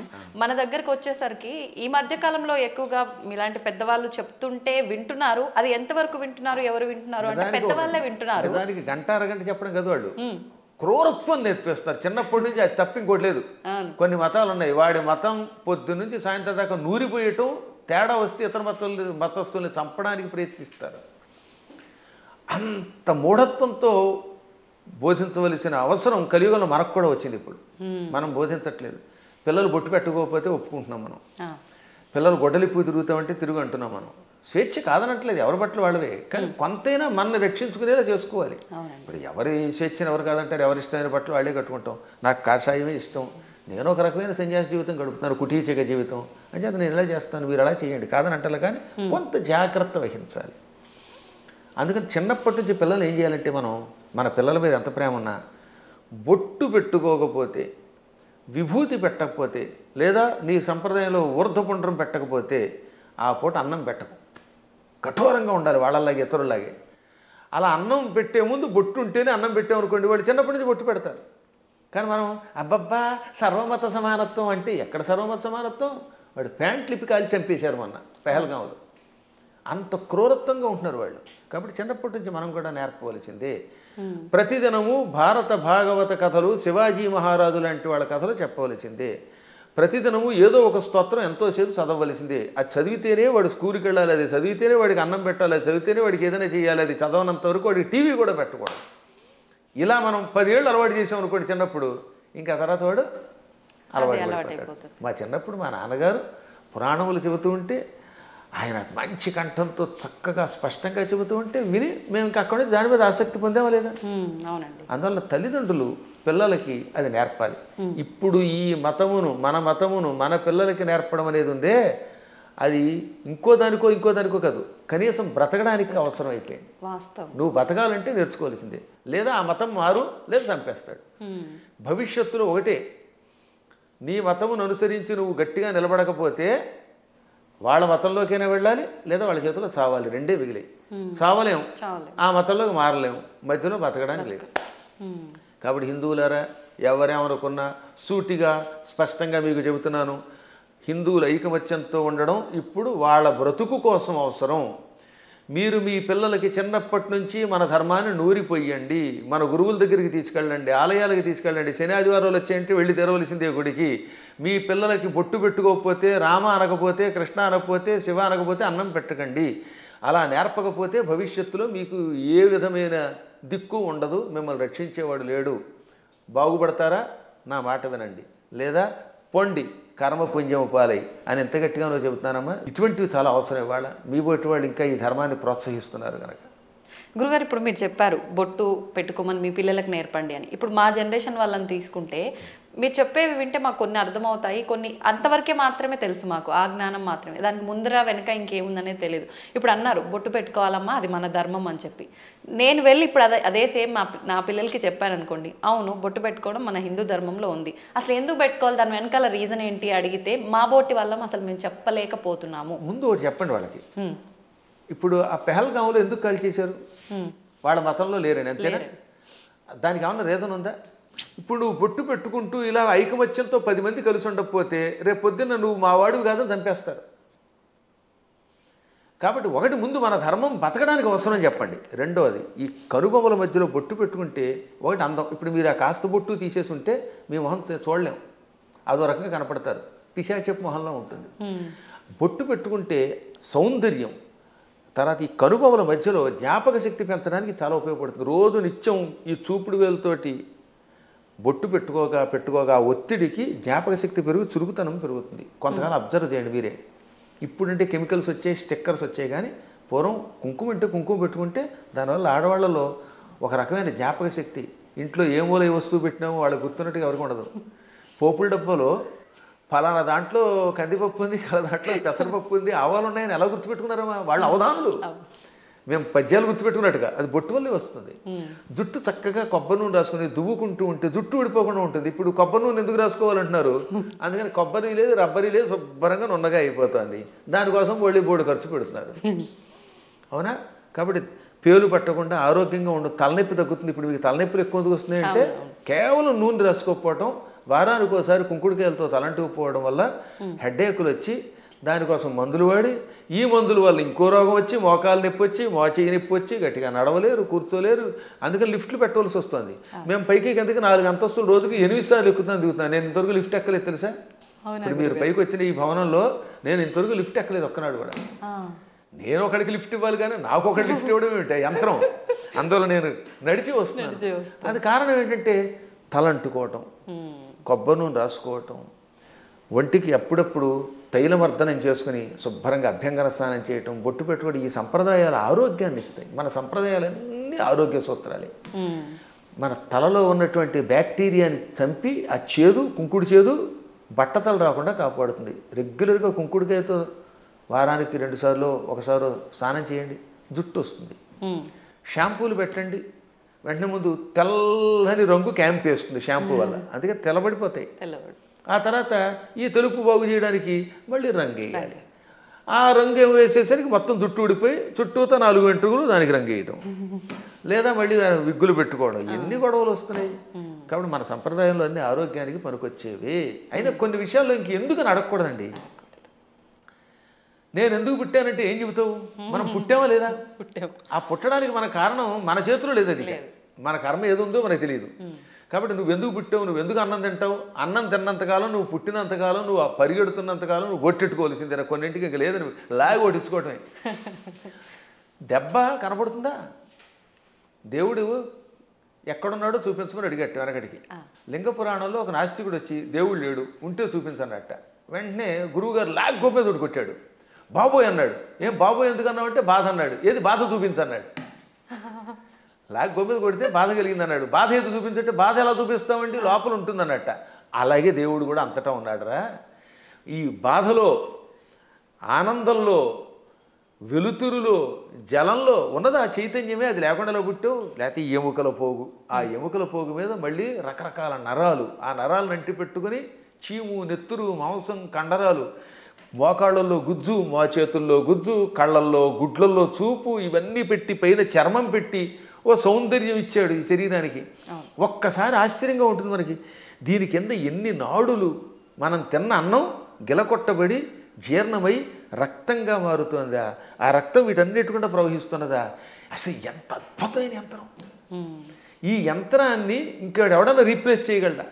మోకాళ్ళ చెప్పులు మారిస్తే ఒరిజినాలిటీ ఎక్కడ ఉంటుంది? వంగలేవు, కూర్చోలేవు నువ్వు. ఈ ముక్కు మారిస్తే దీంట్లో ఉన్న ఉండవు. ఇటువంటి శరీరం ఒక్కసారి స్తంభించిపోతే ఎందుకు పనికిరాకుండా అయిపోతే అది ఎందుకు పనికిరాకుండా కుళ్ళిపోతుంది. మళ్ళీ దీన్ని కుళ్ళిపోయి పాడైపోవడానికి వీలుగా లోపల బ్యాక్టీరియా పెట్టాడు. పురుగులు వచ్చి తగలబెట్టకపోతే, కాల్చకపోతే ఈ శరీరం కొంతకాలం అలా మూలండిపోతే లోపల కొత్త పురుగులు పుట్టి దీన్ని తినేసి మళ్ళీ అవి నాశనం అయిపోతాయి. శుద్ధి చేసి వెళ్ళిపోతుంది. అటువంటి ఈ అస్థిపంజరాన్ని దీని మీద ఇన్ని రకాలైన విశేషాలని పెట్టి సృష్టి కొంతకాలం నడిపిస్తూ మళ్ళీ వీడు వెళ్ళిపోయాక ఎక్కడికి వెళ్ళాడో తెలియకుండా చేసే అపూర్వమైన ఆ అద్భుత దివ్యశక్తే పరమాత్మ అంటే. కాబట్టి వాడు అంతటా ఉన్నాడు. పిల్లలకి పిడివాదం కాకుండా చిన్నప్పటి నుంచి కనుక నేర్పితే 8 ఏళ్ళు వచ్చాక మనం నేర్పలేము. బై బర్త్ చిన్నప్పటి నుంచి బొట్టు బొట్టు కట్టు వాడికి స్తోత్రాలు నేర్పాలి. ఇప్పుడు నేను ఉదాహరణ చూస్తాను. మా మనవడు ఉన్నాడు, మా మనవరాలు ఉండేది. వాళ్ళు రామ అనకుండా అన్నం తినరు. వాళ్ళ అమ్మ నాన్న అలా పెంచుతున్నారు. శివాజీ మహారాజుకి జై అంటాడు మా మనవడు వచ్చి కత్తి తీసి. ఆ శివాజీ కథలు నేర్పారు. ఆ రకంగా చిన్నప్పటి నుంచి నేర్పితే ఖచ్చితంగా ఈ మార్గంలో వస్తారు. నేర్పినారని దరిద్రులు కొంతమంది ఉంటారు, కొంతమంది క్రూరులు. ఆ కమ్యూనిస్టులు మనమేం బాగు చేయలేము. వాళ్ళు నికృష్టులు, వాళ్ళ పక్కన వదిలేద్దాం, అది వాళ్ళ కర్మ. కానీ ముందు మన ప్రయత్నం మనం చేయాలి. గురుగారు, ఇప్పుడు మీరు ఇందాక అన్నట్టుగా పిసినారి కానివ్వండి, ఇలాంటి మూర్ఖులు నాస్తికులు కానివ్వండి, ఇదంతా అంటే వాళ్ళ కర్మను బట్టే వచ్చారు అనుకోవచ్చా? మరి లేదు అంటే ఇప్పుడు మీరు చెప్పినట్టుగా పెంపక లోపము అలా కూడా అనుకోవచ్చా? దీనిలో చాలా పనిచేస్తాయి. పెంపకంలో కొంత లోపం, వాళ్ళ పూర్వకర్మలు కొన్ని, చుట్టుపక్కల వాతావరణం కొన్ని, పరిస్థితులు కొన్ని, ఇవన్నీ కర్మల యొక్క ఫలితాలు. అందుకే కొంతవరకు మనం మన ప్రభావంతో మార్చొచ్చండి. చెప్ప కొంత మారుతారు, అంతా మారదు. కానీ అలాగే కొన్ని చూడగా ఎప్పటికో కొంతమంది మారుతారు. కొన్ని పుట్టుకతో వచ్చే దరిద్ర లక్షణాలు ఉంటే అవి చచ్చేదాకా మారవు. అందుకే వాటిని ఏమంటారు? నైసర్గికములు అంటారు. నిసర్గ అంటే బై బర్త్ వచ్చేదాన్ని. పూర్వం మీరు ఎప్పుడన్నా సోషల్ స్టడీస్ చదివితే భారతదేశానికి నైసర్గికంగా హద్దులే ఉన్నాయి అంటే ఏంటి? సహజంగా ఏర్పడినవి అని అర్థం. కాబట్టి నిసర్గ అంటే పుట్టుకతో వచ్చే సహజ లక్షణము. అటువంటి లక్షణాలకి అన్నీ పోవుగానే కొంతవరకు మార్చచ్చు. నాస్తికులు కూడా చివరిలో మారినవాళ్ళు లేరు. కొంతమంది పేరు కమ్యూనిస్టులు, మా ఆవిడ రమ్మందండి అని మళ్ళీ ఏడుకొండల దగ్గరికి వెళ్ళడం. అందువల్ల వాళ్ళ ఆవిడ రమ్మన్నా కదా, వీడికి లోపల ఎంతో కొంత భయం ఉంటుంది. దొంగ కనపడ్డావు, అది సంఘంలో ఒకసారి అందులోకి వెళ్ళాక ఆ ముద్ర ఎంచుకుని దానికోసం అలా ఏడుస్తారు. కానీ లోపల వాళ్ళకి పీకుతుందమ్మా. ఇంతెందుకు, నేను ఎరిగి నాతో క్లాస్మేట్ ఉండేవాడు, పక్కా కమ్యూనిస్ట్ అనేవాడు. ఓ రోజు గుండు కొట్టించుకొచ్చాడు. ఏమిటంటే తిరుపతి వెళ్ళాట. ఎందుకంటే ప్రపంచ నాస్తిక సభలు దిగ్విజయం అయితే గుండు కొట్టించుకుంటానన్నట్ట. అది వ్యవహారం. కాబట్టి ఇలాంటి వాళ్ళు కూడా ఉంటారు. అది పూర్వం ఒక సామెత ఉండేది, round at stage, flat at home అని. అంటే భూమి గుండ్రంగా ఉందనేమో వేదిక వచ్చి చెప్తాట, ఇంట్లోకి వచ్చాక లేదు బల్లపరుపుగా ఉందంటాట. అంటే ఇంట్లో ఒకటి బయట ఒకటి అన్నమాట. బయట 4తోటేమో round at stage, flat at home అని మా చిన్నప్పుడు సామెత ఉండేది. ఇది వేదికల మీద పూర్వం ఇంగ్లీష్లో మాట్లాడేవారు కదా, వాళ్ళు ఇలా మాట్లాడేవారు అనమాట. అప్పట్లో ఇంగ్లీష్ వాళ్ళ టైంలో అంతా ఇంగ్లీషే ఉపన్యాసం. ఆ ఉపన్యాసాల్లో చిలకవర్తి లక్ష్మీ నరసింహం గారి దగ్గరికి ఒక ఆయన వచ్చాడు. ఆయన పేరు బిపిన్ చంద్రపాల్. బిపిన్ చంద్రపాల్ ఉపన్యాసంలో మాట ఇప్పుడే చెప్పింది. ఆయన ఇంగ్లీష్లో అనర్గళంగా మాట్లాడుతూ, హిందువులు అలా చేస్తున్నారు, బయటకు వచ్చినప్పుడు ఒక రకంగా, ఇంట్లో ఉన్నప్పుడు ఒక రకంగా ఏడుస్తారు, అలా ఉండకండి, ఇంట్లోనూ బయట హిందువుల్లో ఉండండి అని చెప్పడానికి ఆయన మంచి మాట చెప్పాడు ఆయన. కాబట్టి మనం ఏది నమ్మేమో అది చెయ్యాలి చివరిదాకా. అజ్ఞానంతో కూడినవి చేయకుండా ఉండాలి. సరే, ఏది ఏమైనప్పటికీ ముందు పిల్లల్ని మన మార్గంలో మనం పెంచుతామమ్మా. విన్నారా బాగుపడతారు, వినకపోతే మనం ఏం చేయగలుగుతాం? గుర్రాన్ని తీసుకెళ్ళగలం, మంచినీళ్ళు తాగించలేం కదా. అందువల్ల అలా చేయడానికి ప్రయత్నిద్దాం.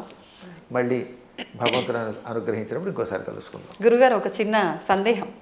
క్రిందటిసారి మనం చేసిన వీడియోలో విశుక్ర ప్రాణహరణ వారాహి వీర్యనందిత అని చెప్పి మీరు శ్లోకం చెప్పడం జరిగింది లలితా సహస్రనామాల్లోంచి. అది చాలామంది విషంగ ప్రాణహరణ అని చెప్పి కామెంట్లలో కూడా పెట్టడం జరిగింది. అసలు ఏంటండి వాస్తవం ఏంటి? ఇక్కడ 2 రకాలు. అది జ్ఞానంతో పెడితే పర్వాలేదు, ఎవడో చెప్పింది విని పెడితే అది వాడి కర్మ, మనం ఏం చేయలేం అనుకోండి. లలితా సహస్రనామానికి వ్యాఖ్యానం రాయాలంటే ముందు వాడికి స్వతసిద్ధమైన ఉపాసన ఒకటి ఉండాలి. ఏముండాలి? ఉపాసన. 2 సంస్కృత పాండిత్యం ఉండాలి. ఈ 2 లేని వాడు వ్యాఖ్యానం చేస్తే మనం పట్టించుకోక్కర్లేదు. ఆ తప్పు అన్నారనే, ఆ తప్పు అన్నవాడు వాడు తప్పుడు మనిషి. ఆ తప్పు కాదు, పాఠాంతరం అనాలి. దాన్ని ఏమనాలి? పాఠాంతరం. కొంతమంది ఇది తప్పండి అని. ఇంతకీ ఇది మీరు ఎప్పుడు నన్ను అడిగింది ఏంటంటే వారాహి దేవత గురించి అడిగారు. అందులో భాగంగా ఈ నామానికి కూడా అర్థం చెప్పాను. విశుక్ర ప్రాణహరణ వారాహి వీర్యనందిత అని లలితా సహస్రనామంలో ఒక నామం ఉన్నది. అవునా? అవునండి. 76వ నామం కదా అది. నామం సంఖ్య మనం పెద్దగా అంతగా పట్టించుకోకలేదు. 76. 76. అయితే గురువు గారికి జ్ఞాపశక్తి బాగానే ఉంది. దానికి ముందు మంత్రిణ్యంబా విరచిత విషంగ వధతోషిత. దీనిలో కొంతమంది పాఠాంతరంలో ఏమన్నారు, అందుకే అన్యత్రేణ అంటాడు అక్కడ. అన్యత్రేణ అంటే మరొక చోట వ్యాఖ్యానం రాసేవాళ్ళు విశుక్ర ప్రాణహరుడు బదులుగా విషంగ ప్రాణహరణ వారాహి వీరనందిత అని కూడా ఉన్నది, కానీ అది సరికాదు అని మహాత్ములు చెబుతారు. అది పాఠాంతరం. ఓకే. ఎవరో ఉపాసకులు అలా ఊహించుండొచ్చు. కానీ విసుక్రకి వీర్యానికి ఉన్న సంబంధం తెలుసుకోవాలి, సంప్రదాయం తెలియాలి. దానికంటే ముందు నేను లలితా సహస్రనామానికి భాష్యం రాశాను ఐశ్వర్యోగం అనే పేరుతో. నేను విసుక్ర ప్రాణహరణ వారాహి వీరనందిత అనే పాఠాంతరమే స్వీకరించాను. మాకు ముందు శ్రీ చంద్రశేఖర భారతీ స్వామి వారు ఉన్నారు. వారెవరో తెలుసుగా మీకు? శృంగేరి పీఠాధిపతులు. ఇప్పుడున్న శృంగేరి పీఠాధిపతులు భారతీ తీర్థస్వామి వారు, ఉత్తర పీఠాధిపతులు శ్రీ విధుశేఖర భారతీ స్వామి వారు. ఈ భారతీ తీర్థస్వామి వారికి ముందు అభినవ తీర్థ మహాస్వామి వారు ఉండేవారు. వారికి ముందు శ్రీ చంద్రశేఖర భారతీ స్వామి వారు. అర్థమైందా? ఆ స్వామి వారి దగ్గర మేము దీని ప్రస్తావన మా నాన్నగారు తీసుకొచ్చారు. నేను వెళ్ళింది భారతీ తీర్థస్వామి వారు చూశాను, అభినవ తీర్థస్వామి వారు కూడా చిన్నప్పుడు చూశాను, నాకు పెద్ద తెలియదు. భారతీ తీర్థస్వామి వారు మహానుభావులు, అజ్ఞానాంజాహ్నవీ తీర్థమే అయిన ఆ మహాత్ముల ఆశీస్సులు నాకు చాలాసార్లు లభించాయి. నేను దాదాపు అందరి పీఠాధిపతుల దగ్గరికి వెళ్ళాను ఉపాసన విషయం తెలుసుకోవడానికి. ఇప్పుడు కంచిపీఠం శ్రీ విజయేంద్ర సరస్వతి స్వామి వారు నేను కనబడితే గుర్తుపెట్టేస్తారు. మొన్న కూడా ఇక్కడ పురాణం చెబితే ప్రత్యేకంగా ఇచ్చారు. అసలు ఎంత గొప్ప అద్భుతమైన మనిషి అండి ఆయన. మనిషి అంటే అది ప్రేమగా అంటున్నాను తప్ప సద్గురువు విజయేంద్ర సరస్వతి స్వామి వారు కంచిపీఠాధిపతులు. ఇప్పుడు మేము 2012వ సంవత్సరంలో, ఎప్పుడు 2012 అంటే 13 ఏళ్ల క్రితం కంచిలో పురాణం చెప్పాను నేను. అప్పుడు నేను ఇది ఇందాక చెప్పానే దేవి అపరాధ క్షమాపణ స్తోత్రం, భవాని తత్పాణి గ్రహణ, ఆ శ్లోకానికి భాష్యం చెబుతున్నాను. ఎదురుగుండా కూర్చున్నారు శ్రీ విజయేంద్ర సరస్వతి స్వామి వారు. అప్పటికింకా జయేంద్ర సరస్వతుల వారు కూడా ఉన్నారు. ఇద్దరూ నాకు తెలుసున్నవారే. ఇద్దరికీ నేను నమస్కారం చేసుకున్న వాళ్ళని వాళ్ళ ఆశీస్సులు పొందాను. అప్పుడు ఈ విజయేంద్ర సరస్వతి స్వామి వారు ఇలా కుర్చీలో కూర్చున్నారు. బ్రహ్మానంద భరితులు విని అయ్యాక పీఠానికి పిలిచి ఘన సన్మానం చేశారు. మా అమ్మాయి పెళ్లికి చేరిచ్చారు నాకు విజయేంద్ర సరస్వతుల వారు. ఆయనకు ఒక్కసారి ఒక మనిషిని చూస్తే అవజీవితం గుర్తుపెట్టుకుంటారు. కాబట్టి వారి దగ్గరికి వెళ్ళాను నేను ఇది ఉపాసనా విషయాలు తెలుసుకోవడానికి. సరే, మహానుభావులైన పీఠాధిపతులు అందరినీ చూశాను. గణపతి సత్యానంద స్వామి వారిని ఎరుగుదు నేను. ఇవన్నీ ఎందుకు చెప్పవలసి వస్తుంది? ఈ చంద్రశేఖర భారతీ స్వామి మహాస్వామి వారు జగద్గురువుల వారి దగ్గర సన్యాసం పుచ్చుకున్న ఒక ఉపాసకుడు ఉన్నాడు. ఆయనని ఎరగలేదు అంటే వాడికి శ్రీచక్రోపాసన గురించి తెలియనివాడు. వాడు శ్రీచక్రము గురించి, లలితా సహస్రనామం గురించి వ్యాఖ్యానం తెలుసుకోవాలంటే తప్పనిసరిగా ఒక ఆయన్ని మనం తలుచుకోవాలి. ఆయనే శ్రీ తుమ్మలపల్లి రామలింగేశ్వరులు వారు. అటువంటి శ్రీచక్రోపాసకులు, అటువంటి సంస్కృత వ్యాకరణ పండితులు, అటువంటి మంత్రోపాసకులు చాలా అరుదు. చిన్నప్పుడే సన్యాసం పుచ్చుకున్న మహానుభావుడు ఆయన. మచిలీపట్నంలో ఉండేవారు ఒకప్పుడు ఆయన. ఆ తర్వాత శృంగేరి పీఠాధిపతుల దగ్గర సన్యాసం పుచ్చుకొని యావత్ ప్రపంచం పర్యటించిన మహానుభావుడు. ఎంత అద్భుతంగా రాశాడండి ఆయన. ఆ మహానుభావుడు కూడా బాలానందిని వ్యాఖ్య లాంటి వ్యాఖ్యలు రాశారు. ఆయన కూడా విషంగా అనే ఒక పాఠాంతరం ఉన్నది, కానీ మేము స్వీకరించట్లేదు. కారణం విసుక్ర ప్రాణహరణ వారాహి వీరనందితాయి నమః అనే స్వీకరించారు. ఇంకా భాస్కర్ రాయలు వారు కూడా విసుక్ర ప్రాణహరణ అని రాశారు. ఎందుకు రాయవలసి వచ్చింది? శుక్రము అంటే వీర్యము, రేతస్సు అని అర్థం. శుక్రాచార్యుడికి ఆ పేరు ఎందుకు వచ్చింది? ఒకప్పుడు శుక్రాచార్యుడు చచ్చిపోయిన రాక్షసుల్ని బతికించడం మొదలెట్టాడు. శివుడు చంపడం, ఆ చచ్చిపోయిన వాళ్ళు ఏం చేసేవాడినా మృత సంజీవని విద్యతో బతికించేవాడు. దాంతో చచ్చిన వాళ్ళు బతుకుతూ ఉంటే శివుడికి కోపం వచ్చింది. ఓరి కావ్య, అసలు శుక్రాచార్యుడు అసలు పేరు కావ్యుడు, కావ్య. అందుకే అమ్మాయికి కావ్యశ్రీ అని పేరెట్టండి అంటే శుక్రాచార్యుడికి సంబంధించిందానా అని అర్థం అనమాట. సరే, అది పక్కన పెడితే, కావ్య నా దగ్గర మృత సంజీవన విద్య నేర్చుకొని ఆ విద్య నా మీద ప్రయోగిస్తావా, నీవు నేర్పిన విద్య నీరజాక్ష అని అమాంతంగా శుక్రాచార్యుని మింగేశాడు. కడుపులో వేసుకొని ఆ తర్వాత ఇంక ఈయన లేడు కనుక, బతికించేవాళ్ళు లేరు కనుక రాక్షసుని చంపేశాడు. 1000 ఏళ్ళు ఈ కడుపులో ఉన్నాడండి ఆయన. ఈ 1000 ఏళ్ళు ఓం నమ శివాయ అని మంత్రం చెప్పించుకుంటూ మృత సంజీవన విద్య ఉంది కదా, అందువల్ల చావకుండా కడుపులో ఉన్నాడు. లోపల కడుపులో గుడగుడలాడుతున్నాడు ఈయన. మన వాడు కొంతమంది కాఫీ తాగితే గుడగుడలాడినట్టుగా కడుపు.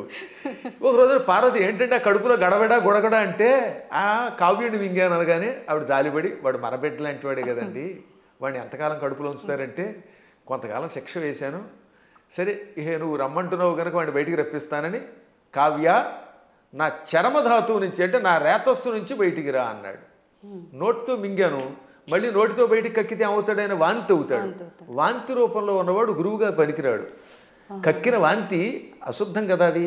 అందుకని శివుడు కూడా నా నోటితో కక్కని నిన్ను నా ధాతువు నుంచి బయటికి రా, అప్పుడు నా కొడుకుతో సమానం అవుతావు అన్నాడు.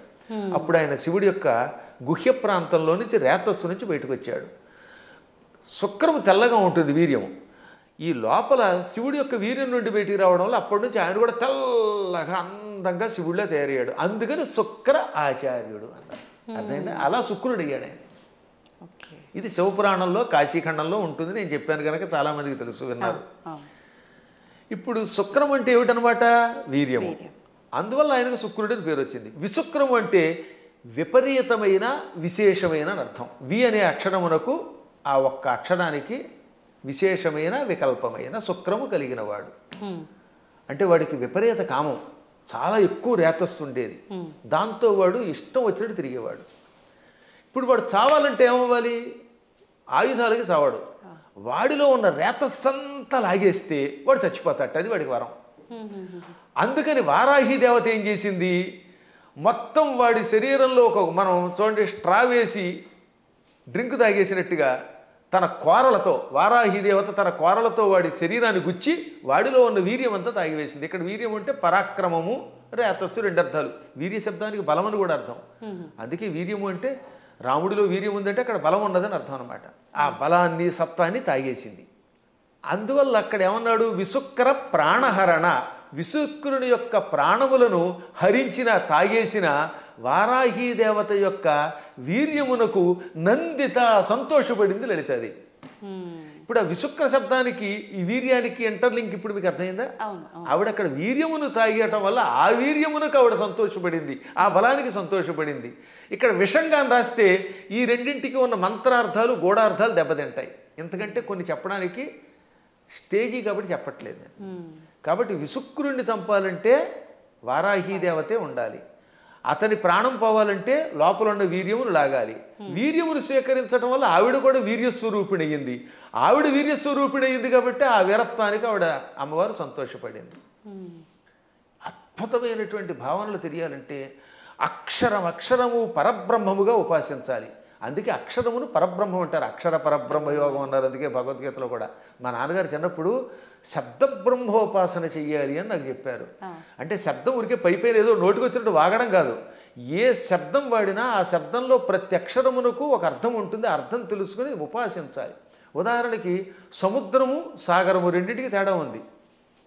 అల్లసాని పెద్దన ఈ మనుచరిత్రలో ప్రవరుడు అనేవాడు ఏడుస్తున్నప్పుడు చింతాసాగరమన మునిగి అన్నాడు ఆయన. చింతా సముద్రం అనలేదు, సాగరం అని ఎందుకు వాడాడు? సముద్రం అన్నా సాగరం అన్నా ఒకటే కదా.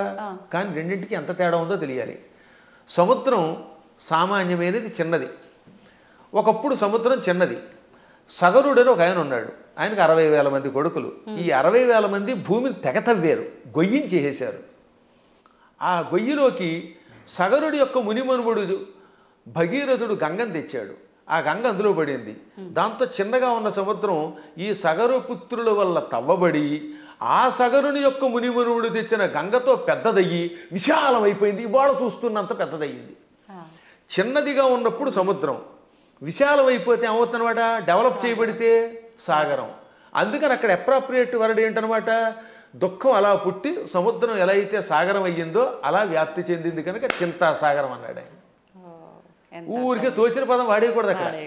మేము కావ్యాల్లో వాడేటప్పుడు అంత జాగ్రత్తగా వాడతాం. ఇవన్నీ తెలియాలంటే వాడికి ముందు శబ్ద బ్రహ్మ మీద పట్టుండాలి, వ్యాకరణం తెలియాలి, ఏ శబ్దానికి వ్యుత్పత్తి ఏమిటో తెలియాలి, పురాణములలో విశేషాలు తెలియాలి, ఉపాసనలో రహస్యం తెలియాలి, మంత్రశాస్త్రం మీద పట్టుండాలి, శ్రీచక్రంలో నవావరణములో ఏ ఆవరణంలో వారాహి దేవత ఉంటుందో తెలియాలి, వారాహి దేవతకి ఎన్ని కోరలు ఉన్నాయో తెలియాలి. తెలుసా? మళ్ళీ వారాహి దేవతకి ఎడమ వైపున 5 కోరలు, కుడివైపున 4 కోరలు, కుడివైపునేమో 5 కోరలు, ఎడమవైపు 4 కోరలు ఉంటాయి. 9 కోరలు ఉంటాయి లోపల. అది కూడా తెలియదు కొంతమందికి. అన్ని మామూలుగా దంతాలు వేస్తారు. ఈ వైపు 5, అందులో ఒకటి ఇలా వంగి ఉండాలి, ఒకటి పైకి రంపంలో ఉండాలి, ఈ వైపు 4 ఉండాలి. ఈ కోరలతో ఉన్న వారాహి దేవతను ఉపాసిస్తేనే సక్రమంగా పనిచేస్తుంది. ఆ 9 కోరలే శ్రీచక్రంలో నవావరణ పూజ. అవే నవరంధ్రాలని మనకి శుద్ధి చేసి పెడతాయి. అక్కడ ఈ వారాహి దేవతకి ఒక్కొక్క దానికి ఒక్కొక్క బీజం ఉంది 9 కూరలకి అనమాట. అందుకే వారాహి వీర్య నందిత ఎయి అనంటే ఒకసారి ఎన్ని అక్షరాలు ఉన్నాయి? వారాహి వీర్య నందిత యై 9. అదనమాట. ఇప్పుడు అర్థమైందా? ఆ 9 కూరలు. వారాహి వీర్య 5, నందితాయి ఇక్కడ. ఇక కంఠస్థానంలో నమః అనే అక్షరం బీజం ఇక్కడ చేరుతుంది వారాహి దేవతకి. ఓంకారం ఊర్ధంలో ఉంటుంది. అందుకని ఓం వారాహి వీర్యనందితాయే నమః. మళ్ళీ వీటితో పాటు ముక్కులు, చెవులు, రంధ్రాల్లో ఓం ఐం హ్రీం శ్రీం అనే బీజములు, విశుక్ర ప్రాణహరణ వారాహి వీర్యనందితాయి అంటే ఆకారం వేసేటప్పుడు ఏ బీజం ఎక్కడ వేయాలో వేసి, ఏ కూరలు ఎక్కడ వేయాలో, ఎక్కడ ఏ బీజం ఉందో తెలుసుకుని ఉపాసన చేయాలి. ఇంత ఉపాసన తెలియకుండా తొందరపడిపోయి పాఠాంతరం అనే శబ్దాన్ని తప్పుగా ఉచ్చరించారు అన్నారంటే అది ఎంత ప్రమాదం. అందుకే స్టేట్మెంట్ ఇవ్వడానికి ముందు నీ అర్హత తెలుసుకో. వాస్తవంగా. లేదా ఫలానా చోటండి పరమాచార్యులు వారు ఇక్కడ పాఠాంతరం ఉందని చెప్పారండి, లేకపోతే ఇంకొక ఆయన ఎవరో ఇలా పాఠాంతరం ఉందని చెప్పారండి, తుమ్మలపల్లి వారు కూడా పాఠాంతరం ఉందనే చెప్పారు, లేదా ఇంకో పెద్ద ఆయన చెప్పారండి అని చెప్పాలి. పాఠాంతరం అనాలి, అక్కడ తప్పనకూడదు. అలాగే ఇప్పుడు ఇక్కడ మనకి దక్షిణాదిలో మంత్రానికి ఒక స్వరం ఉంటుంది, ఒక్కొక్క దానికి ఒక్కొక్కటి ఉంటుంది అనమాట. రాజాధిరాజాయ ప్రసహ్య సాహినే నమో వయం వై శ్రవణాయ కుర్మహే సమే కామాన్ కామకామాయ మహ్యం కామేశ్వరో వై శ్రవణో దధాతు అని చెప్పాలి. ఈ మంత్రం మంది. ఇదే ఉత్తర భారత్లో రాజాధిరాజాయ ప్రసహ్య సాహినే నమో వయం వై శ్రవణాయ అని ఒక గొలుసు కట్టు స్వరం ఉంటుంది. కాబట్టి వాళ్ళు వేద పండితులే, వాళ్ళకి ఆ స్వరంతో నేర్పారు. ఇక్కడ మనకి దక్షిణ భారత్లో ఇది నేర్పారు. కాబట్టి ఇప్పుడు మనం ఇది విని అది తప్పు అంటామా, వాళ్ళు అది విని మనది తప్పు అనాలా? వాళ్ళ గురు పరంపరలో ఆ స్వరంతో ఉడుతుంది. స్వరాలు చాలా ఉన్నాయి. ఇలా స్వరాలు తప్పు అని చెప్పడం వల్లే ఒకప్పుడు పరాశరుడు అంతటి వాడు మళ్ళీ తపస్సు చేయవలసి వచ్చింది. ఆంజనేయుడి యొక్క కథలు ఉంటాయి పరాశర సంహితలో. అందులో ధ్వజదత్తుడు అనేవాడు స్వరాన్ని పక్కవాడిని నీతి తప్పు అని ఆక్షేపిస్తే, స్వరం తప్పు కాదురా, వాళ్ళ సంప్రదాయంలో ఆ శాఖలో ఆ రకమైన స్వరం ఉంటుంది, నువ్వు ఆక్షేపించావు కనుక వచ్చే జన్మలో దరిద్రుడివై పుట్టు అని గురువుగారు చెప్పిస్తే దరిద్రుడై పుట్టాడు వాడు. ఎంత తేడా ఉందో ఆలోచించండి. అందుకని నేను ఎప్పుడు తప్పని అన్నాను, పాఠాంతరంలో అలా ఉంది. సరే పూర్తిగా తప్పు చెబితే అది వేరే విషయం. శాస్త్రం అనలేరు కొంతమంది. శాస్త్రం ఏం చెబుతోందంటే అంటాడు. అంటే శాకి సాకి తేడా తెలియదు వాడికి. సా అనేది దంత్యం, శా అనేది తాళవ్యం. శాస్త్రం అనకుండా శాస్త్రం అంటే ఏం బాగుంటుంది? ఇప్పుడు మన వాళ్ళకి తెలుగు చెప్పక్కర్లే. పెళ్ళి అనమంటే పెళ్ళి, పెళ్ళి. వెళ్ళి అనమంటే వెళ్ళి. వెళ్ళి అంటే ప్రవాహం అని అర్థం అమ్మా. వెళ్ళి రండి అంటే ఇక్కడ నుంచి ఇంకో చోటకి ప్రయాణం అవ్వండి అని. అదే వెళ్ళి అంటే ప్రవాహం. పాల వెళ్ళి అంటే పాల యొక్క ప్రవాహం, క్షీర సముద్రం అని అర్థం. పాల వెళ్ళి అంటే ఏమిటనుకుంటున్నారు అర్థం? క్షీర సముద్రం అని అర్థం, క్షీరసాగరం. కాబట్టి వెళ్ళి రండి అంటే పొంగెత్తి నీళ్లతో ముంచండి అని అర్థం.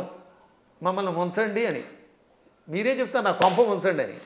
కాబట్టి వెళ్ళి పెళ్ళి అంటే ఎంత అసహ్యంగా ఉంటుంది. వెళ్ళి అనలేక ఉచ్చారణ రాదు, ఏ శబ్దం ఎలా పలకాలో తెలియదు, మంత్రశాస్త్ర నియమాలు తెలియవు, ఎవడు పడితే వాడు స్టేట్మెంట్ ఇస్తేలాగా.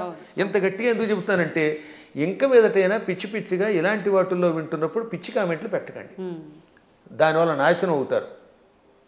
తెలిస్తే తెలిసినట్టు పెట్టండి. లేదా మాకు అనుమానం ఉందండి, ఎవరి దగ్గర నా తప్పు అంటారేమిటి, ప్రతివాడు తప్పు అనడానికి. అందువల్ల లలితా సహస్రనామంలో అనేక భాష్యములు ఉన్నాయి. మేము కూడా ఐశ్వర్యయోగం అనే అద్భుతమైనటువంటి ఒక భాష్యం గణపతి సచ్చిదానంద స్వామి వారి యొక్క ఆశీస్సులతో రాసిపెట్టాం. దాన్ని భారతీ తీర్థ మహాస్వామి వారు కూడా సంతోషించి అంగీకరించి పీఠికిచ్చారు. హేమాహేమీరైన జగద్గురువుల యొక్క అనుమతితో రాసినటువంటి గ్రంథాలు. ఎప్పుడైనా మీకు అనుమానం ఉంటే ఒక పాఠాంతరమో అనుమానమో అనండి తప్ప ఫలానా వాళ్ళ దాంట్లో తప్పు ఉందని తొందరపడి అనకండి. తప్పు అనాలంటే ఆ స్థాయి ఉండాలి, దానికి వివరణ ఇవ్వగలగాలి, అంతే, మూల్యాన్ని చెల్లించాలి. ఇప్పుడు ఏమన్నా అంటే అహంకారం ఉండవు. అహంకారం ఏమీ రాని సన్నాసిగా అహంకారం ఉంటే ఏం మాకెందుకు ఉంటుందమ్మా? దక్షిణాహంకారం ఉండవలసిందే. విశ్వనాథ సత్యనారాయణ గారు ఏమన్నారు తెలుసా? చల్లపిళ్ళ వెంకట శాస్త్రి గారికి నాలాంటి శిష్యుడు ఉండడం ఆయన ఘనత అన్నాడు ఆయన. అదే కాదు, అంతే. అప్పుడప్పుడు ఒక్కొక్కసారి భాషా పాండిత్యంలో మేము కూడా అలా అనకపోతే ప్రతి అడ్డమైన వాడు నెత్తి మీద ఎక్కడ మరి. అందువల్ల చిన్నప్పటి నుంచి తిండి తిప్ప మానేసి ఎన్ని శాస్త్రాలు ఎన్ని వ్యాకరణాలు చదువుకున్నాం. 25 శతావధానాలు చేసిన వాడిని ఇంకోటి చూపించండి ప్రస్తుతానికి. మరి ఇన్ని శతావధానాలు చేసిన మమ్మల్నే మీరు నోటికి వచ్చినట్టు ఏదో కామెంట్ పెడితే ఏ అక్షరం ముక్కరా అని మిమ్మల్ని మేమేమనాలి, అవునా? అవును అవును. కాబట్టి సందేహం లేకుండా నేను పండితుండి ఎవడేమనుకున్నా ఇంకోటమ్మా, అనవసరంగా అహంకారం తెచ్చుకోకూడదు. కానీ అహంకారం ఒక్కోసారి ఉండవలసిందే. పద్మాగర్ గారు సొంత డబ్బా కొడుతున్నాడు అనుకుంటే కొట్టుకోమనండి, ఏం పర్వాలేదు. ఎందుకని? మీరు ఉద్యోగానికి వెళ్ళాలి. ఓ చోట మిమ్మల్ని ఉద్యోగానికి రమ్మన్నారు, అప్పుడు అప్లికేషన్ ఏమని చెప్పాలి మీరు? నేను చవటని, ఆత్మస్థుతి చేసుకోకూడదు కనుక, అంతేత నేను చవటని, నాకేమీ రాదు, వాక్శుద్ధి లేదు, నా మొహం తగలయ్యా, నేను ఇలా ఉంటాను, నాకు ఉద్యోగం ఉండంటే ఇస్తారా? కానీ అప్పుడు ఏం చేయాలి? ఇప్పుడు ఉదాహరణ నేనే ఉద్యోగానికి అప్లై చేశాను ఒకప్పుడు లెక్చరర్గా. ఇప్పుడు గోల్డ్ మెడలిస్ట్ని, ఎంఏలో ఫస్ట్ క్లాస్ నాది, ఫస్ట్ ర్యాంక్ నాది, నేను ఎంఫిల్ చేశాను, పిహెచ్డి చేశాను, లేకపోతే నెట్ పాస్ అయ్యాను, నాకు ఇంత అవధానాలు చేశాను, పండితుడిని అంటే ఉద్యోగం ఇస్తాడా? నేను నన్ను పొగుడుకోకూడదు కాబట్టి చెప్తానండి, నేను సన్నాసినండి, చవటనండి, నాకేమీ రాదండి, నాకు ఉద్యోగం ఉండండి, ఎవరిస్తాడమ్మా? కాబట్టి ఒక్కోసారి ఆత్మస్తు తప్పదు. ఇలాంటి వాళ్ళకి సమాధానం చెప్పడం కోసం ఇలా మాట్లాడతాం. అలా విత్తప్పుడైతే ఈశ్వర కటాక్షం వల్ల ఇదంతా వచ్చాయి. నేను అలాగే రాసుకున్నాను పద్యంలో, అమ్మా జగన్మాత నిన్ను ఉపాసించి ఇంత గొప్పవాడిని అయ్యాను. అమెరికా వెళ్ళాను, చాలాసార్లు వెళ్ళాను. ఫస్ట్ టైం వెళ్ళినప్పుడు 2006లో 19 ఏళ్ల క్రితం అక్కడ ఓ అద్భుతమైన పద్యం చెప్పాను. ఏమని? ఎక్కడి ఆంధ్రమందు గల ఏలురో, ఎక్కడి ఆంధ్రమందు గల ఏలురో, ఎక్కడి కాలిఫోర్నియా దిక్కును మృక్కులేని పరదేశమునందున నిర్భయముగా ఒక్కడనై చెరించితి, మహోన్నత కీర్తిని గంటి సంపదల్ మిక్కిలి గంటి. ఇదంతా పొగడ్త కింద ఉంది కదా. ఎక్కడి ఏలూరు, ఎక్కడి కాలిఫోర్నియా దిక్కు మొక్కు లేని పరదేశంలో నిర్భయంగా ఒక్కడిని తిరిగాను, కీర్తి పొందాను, సంపదలు పొందాను. కానీ చివరిని ఏమన్నాను తెలుసా? మిక్కిలి కీర్తి గంటిని నీ పద జలేజము భక్తిని గొల్చి అంబిక. అది కొసమెరుపు. ఇదంతా ఎలా వచ్చింది? నీ పాద పద్మములను భక్తితో ఆరాధించటం వల్ల. సంపదల్ మిక్కిలి గంటి నీ పద జలేజము భక్తిని గొల్చి అంబిక అని ఆ సంపదల్లో లకార పొల్లు చివర ఉండడం వల్ల జలేజములో అలుక్ సమాసంలో ఎతి కూడా పడింది దానికి అలాగా. కాబట్టి చిట్ట చివర అమ్మాయి ఇదంతా నీ అనుగ్రహం అంటాం. మేము ఎప్పుడు వినయంగానే ఉంటాం. కానీ ఒక్కొక్కప్పుడు అజ్ఞానికి సమాధానం చెప్పేటప్పుడు అంత గట్టిగా చెప్పాల్సిందే. కాబట్టి విశుక్ర ప్రాణహరణ అనే పాఠాంతరం ఎక్కువ బాగుంటుంది. పాఠాంతరంలో విషంగా ఉండవచ్చు, అది వేరే విషయం ఉంది. ఉన్నప్పటికీ ఇదే. కాబట్టి ఎవరికి ఏది కావాలంటే వాళ్ళ గురు పరంపరను పెట్టి దాన్ని సేకరించెదరుగాక అని మంగళాశాసనం చేస్తూ మరొక్కసారి మీ అందరి దగ్గర సెలవు తీసుకుంటున్నాను. ఈ 2 మాటలు కూడా చెప్పేయండి గురుగారు. ఇంకా ఇప్పుడు ప్రతి ఒక్కరిలో ఉన్న ఒక చిన్న డౌట్ ఏంటంటే, వారాహి అమ్మవారు ఇప్పుడు మీరు చెప్పిన దాన్ని బట్టి పురాణాల నుంచి ఎప్పటి నుంచో ఉన్న విషయమే, కానీ ఇప్పుడు ఈ 3-4 సంవత్సరాల నుంచే కొత్తగా వింటున్నాం ఎక్కువగా. కాబట్టి ఎవరు ఆరాధించకూడదు, గోప్యంగా ఉంచాలి, గుప్త నవరాత్రులు ఇదంతా కూడా మాట్లాడుతున్నారు. అసలు వాస్తవం ఏంటంటే అక్కడ గోప్యంగా ఉంచమని ఎందుకన్నారంటే, ఎవరికి పడితే వాళ్ళకి, అజ్ఞానులకి, నాస్తికులకి, కమర్షియల్గా వాడుకునే వాళ్ళకి చెప్పకూడదు. ఇప్పుడు పెద్ద సమస్య ఏంటంటే, కలియుగంలో ఒక ఆయన కష్టపడి ఉపాసన చేశాడు అనుకోండి, ఇంకెక్కడి నుంచి స్వార్థపరులు బయలుదేరుతున్నారు కొందరు. వాళ్ళు గుడి పెట్టేసి, పీఠం పెట్టేసి ప్రజలు దోచుకుంటారు. మీరు చూస్తూనే ఉన్నారు కదా. చీరల్ని ప్రమోట్ చేసేవాడు, పూజల్ని ప్రమోట్ చేసేవాళ్ళు, బాబో ఎలా తయారయ్యారంటే అలా తయారయ్యారు. అందుకని వద్దని అండంలో ధర్మం ఉంది. కానీ అసలు ఉపాసన వద్దండం మనవాళ్ళం వద్దనడానికి. భక్తి కలిగిన ఎవడైనా ఉపాసకుడే. ఎప్పుడూ ఉన్న ఉపాసనలు. కాకపోతే ఉపాసనలు అనేది మీ ఓపికలను బట్టి చెయ్యండి. మోసగాళ్ళ మోసంలో పడకండి.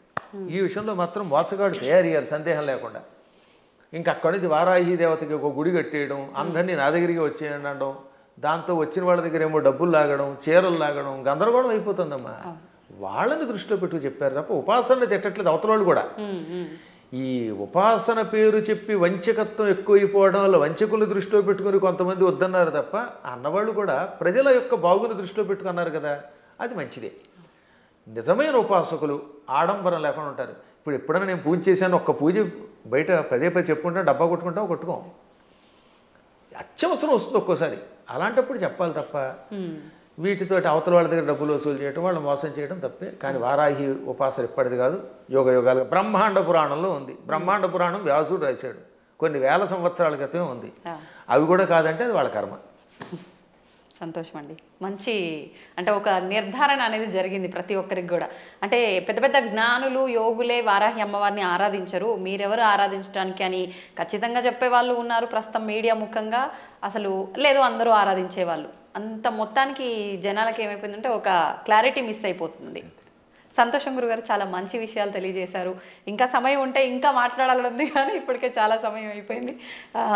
మీ అనుమతి ఉంటే మరొకసారి మరొక వీడియోలో తప్పకుండా మంచి విషయాలు మాట్లాడుకుందాం. ధన్యవాదాలండి. తవ్వుతున్న శివలింగం సరే దాన్ని అట్లా కప్పేసేయండి, చూపించదండి. Krishna is there. మూర్తి పూజ కాదు, సాక్షాత్ బ్రజేంద్ర నందన భగవాన్ ఉన్నారు మూర్తిలో. ఏమీ ఆశించకుండా ఆరాధించే వాళ్ళు కూడా ఉన్నారా ప్రభుజీ? నిజమైన భక్తి అంటే మనకు తెలియదు కాబట్టి